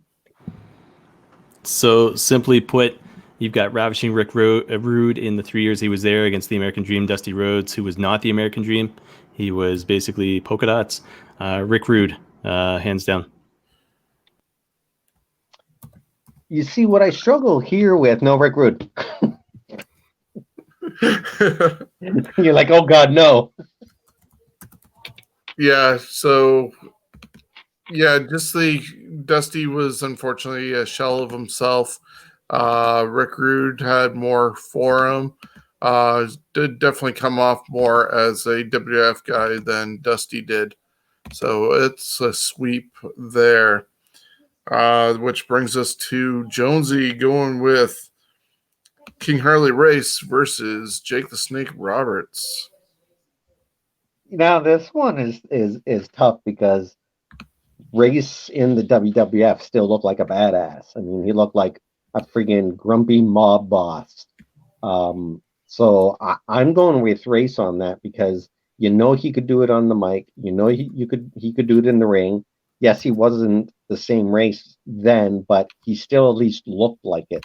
And when you consider Hogan's style of wrestling, him and Race could have decent matches together because neither one of them could do huge moves, but with the technical that that Race had, and we know that Hogan was a technical wrestler. You watch some of his earlier stuff; he does a lot of different moves, actual wrestling moves. Even his leg drop, he did differently. It was the same leg drop, but he did it in a different position. If you watch his earlier stuff, and then he changed it. I actually liked it the way he did it originally, which was basically take how he did it and flip it 180, and that's how he used to do it. And so for me, I got to go with Race on this one, even though Roberts is great and all that. Again, back then, WWF, I think Race would have been fine to fill in the hole for a year or two. Yeah, I'm going to go with Harley Race just because of the career that he had versus Jake. However, I don't know if he's going to make it to the finals just because Harley was basically like Dusty, a bit of a shell of himself compared to what he was in the NWA. But I'm going with Harley Race advancing. Is it a sweep for Harley, or does Jake get a nod? No, Jake gets a nod, so 2-1. There we go.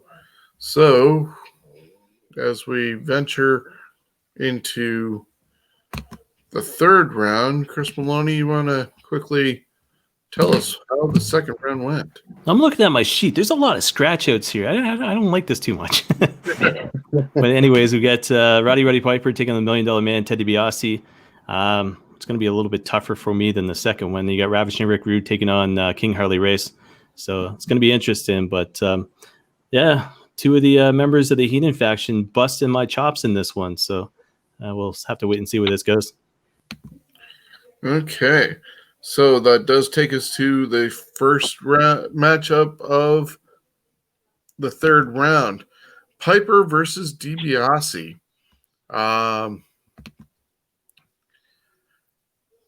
Once again, just the way these guys went, at least DiBiase was willing to do, able to do business with Hogan. And Chris Jones pointed out that after WrestleMania 3, Piper was a fun guy. He was the comedy guy. He was a babyface, and nobody really saw him go back to heel. Ted DiBiase, in his second run in WWF, was pure heel the whole time. Even after his neck issues, he did the $1 Million Corporation and was a heel manager. Not very good heel manager, mind you, but he was always a heel. Now in real life, he's found religion and is a different man.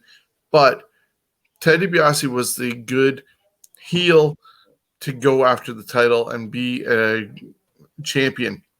In the vein is what we said of a Ric Flair and a Nick Bockwinkel. He just didn't get the chance to. I'm going with Ted DiBiase. So I'll tell you this, Roddy Piper, top 5 as far as all-time wrestlers for me goes. But this is where it ends for him. I had the opportunity here in London Gardens, him versus Nature Boy Ric Flair, title versus title in a steel cage. It was absolutely I had you got to tell me about that one day, because I was working the Western Fair, and that night, the whole night, I'm like, I'm missing Ric Flair and Roddy Piper in a steel cage in my hometown, and I'm stuck working at an awesome fair that I love.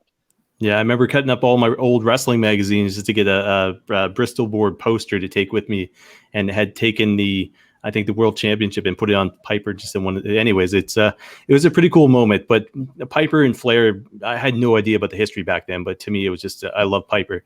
But $1 Million Man Ted DiBiase, DiBiase could have easily carried the title for a year, where Piper, heel or face, would have been greatest champion, but not against DiBiase. So I got to go DiBiase with this.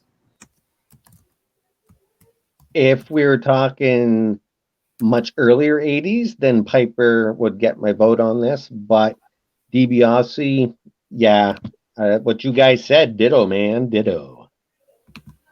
Okay, so that brings us to our other semifinal. And Chris Maloney, Ravishing Rick Rude versus King Harley Race. Ravishing Rick Rude all the way. Dream match right there for the title. Ravishing Rick versus Ted DiBiase. That would be phenomenal. Jonesy. I want to say Race, but before I say, I just want to check, because Rude is a good wrestler, and I mean, he had the champion in WCW. He was the recognized champion or whatever the hell it was. So it's the age. If I would have seen Race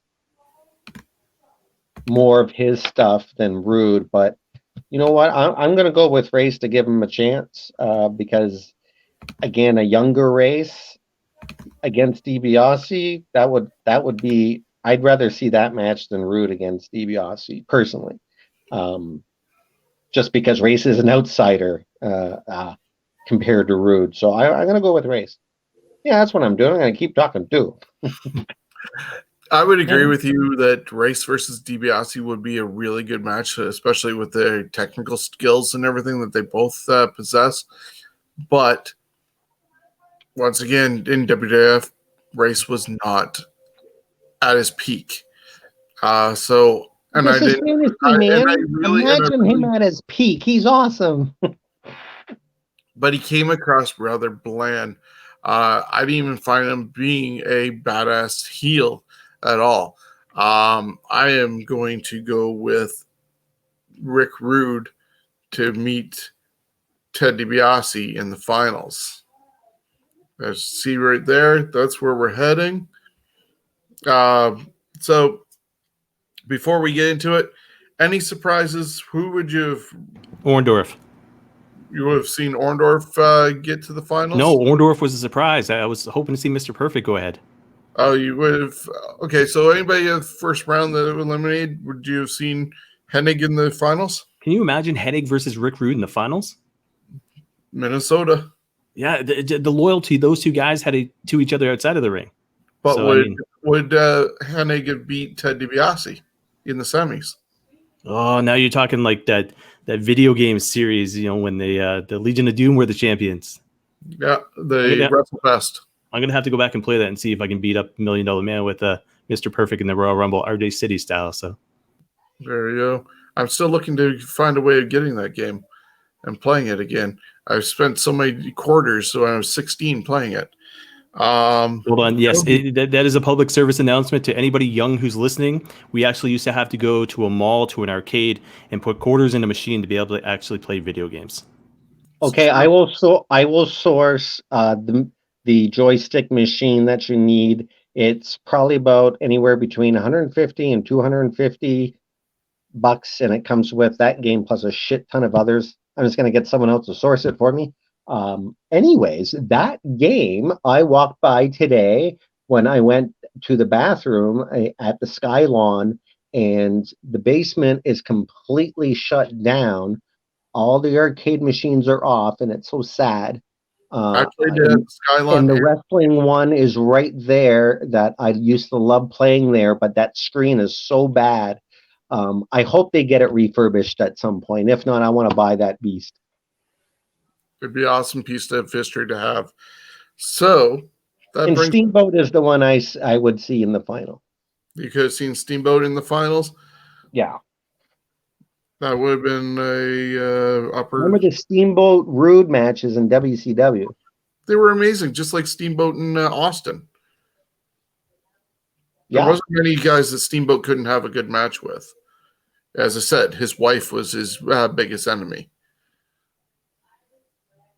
So, Jonesy, our finals has Ravishing Rick Rude taking on the $1 Million Man Ted DiBiase, and you get to start it off. Again, the only thing I struggle with in this one is WWF or not. As far as like Rude to me is more WCW. When he went to WCW, I think it was the best thing for him.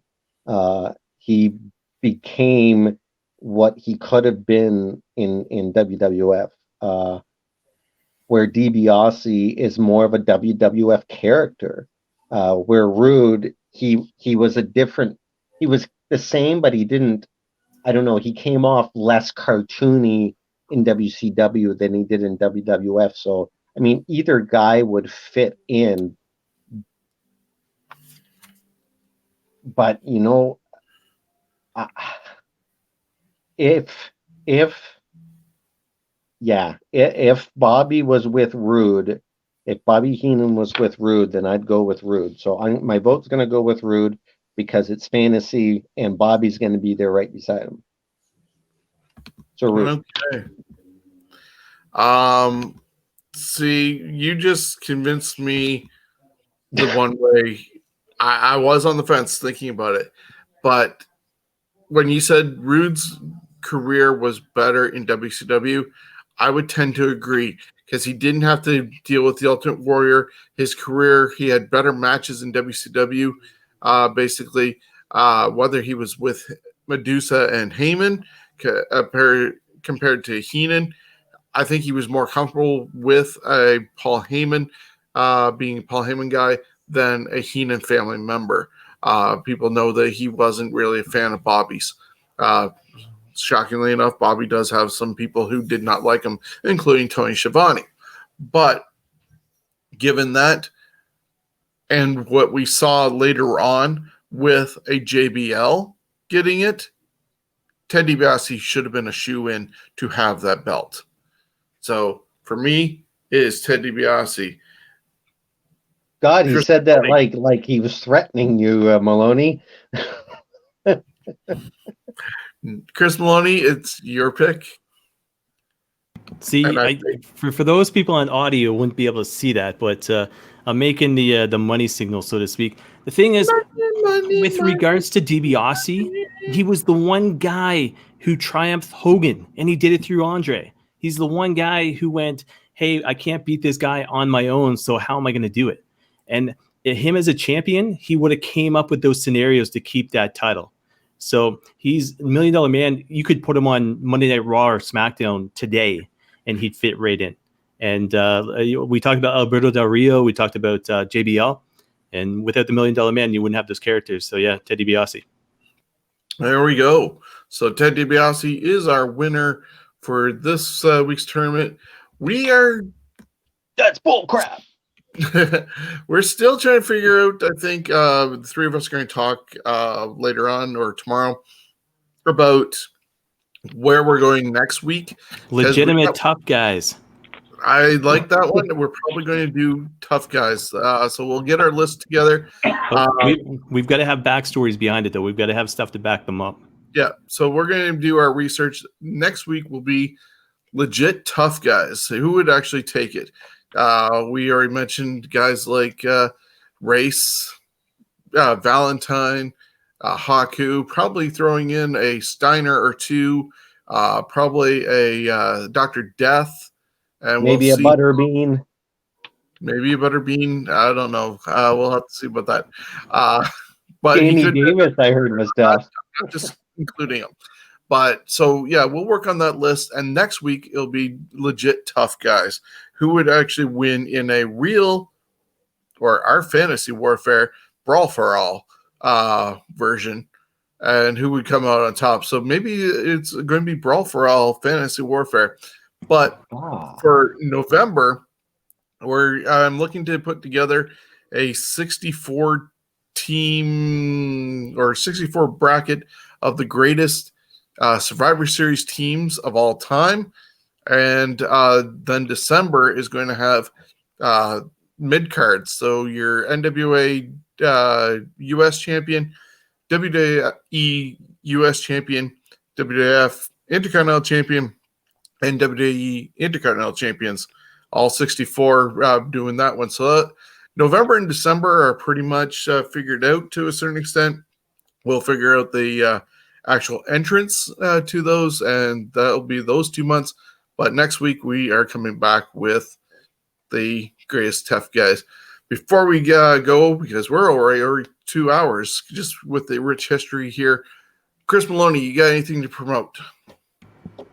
I can't promote the Patriots, even though I'm rocking the hat. They got their butts kicked by Denver. Jeez, 1-3. That's almost as worse as losing to the Raiders, which didn't happen. But I tell you this. So I'll tell you this. So this airs on Wednesday. You guys do Scumbags on Thursdays, and then basically CW1 on Fridays. There is a big announcement coming up this coming Friday. Shawn, you want to be part of it? If you're available, I will send you a link. because it has to do with you as well. And then next week as well, there's another huge announcement, but it's I have referred to it on CWN Weekly. So you check it out, cwnonline.ca, but big news coming up this week and next week. So hopefully Sean's be able to be a part of it, but if not, I'll put up a graphic of maybe just a circle inside of a black square there. So we'll have to do it up. Maybe, hey, you know what we'll do? I'll find that picture of you on your the guys' weekend and you in that Smurfette shirt. That'll be the graphic pic right there. Sounds like a plan. Scumbags Wrestling Thursday, 8 p.m. Jonesy, you're with us. What do you bring to the show? Nothing really. Let's see. I'm what I would like to plug is I'm looking forward to Thursday, the round 2 of Donald Trump and Biden. Now that's going to be an awesome battle. Slobber knocker. It is, and they have reinstated the microphone mute feature for this. Excellent. Maybe it'll be better. Jonesy also does join us for This Week in History, and so we'll do that. And all the things down below, how you can reach out to us, Scumbags Wrestling. Be sure also to get your t-shirt, $30 for the t-shirt, $15 for the poster. All money is going to Sick Kids Hospital in Toronto on behalf of Steven's Wrestling Journey and Curie Malformation Research. So check out our page over on Facebook. And until next week, have a great one.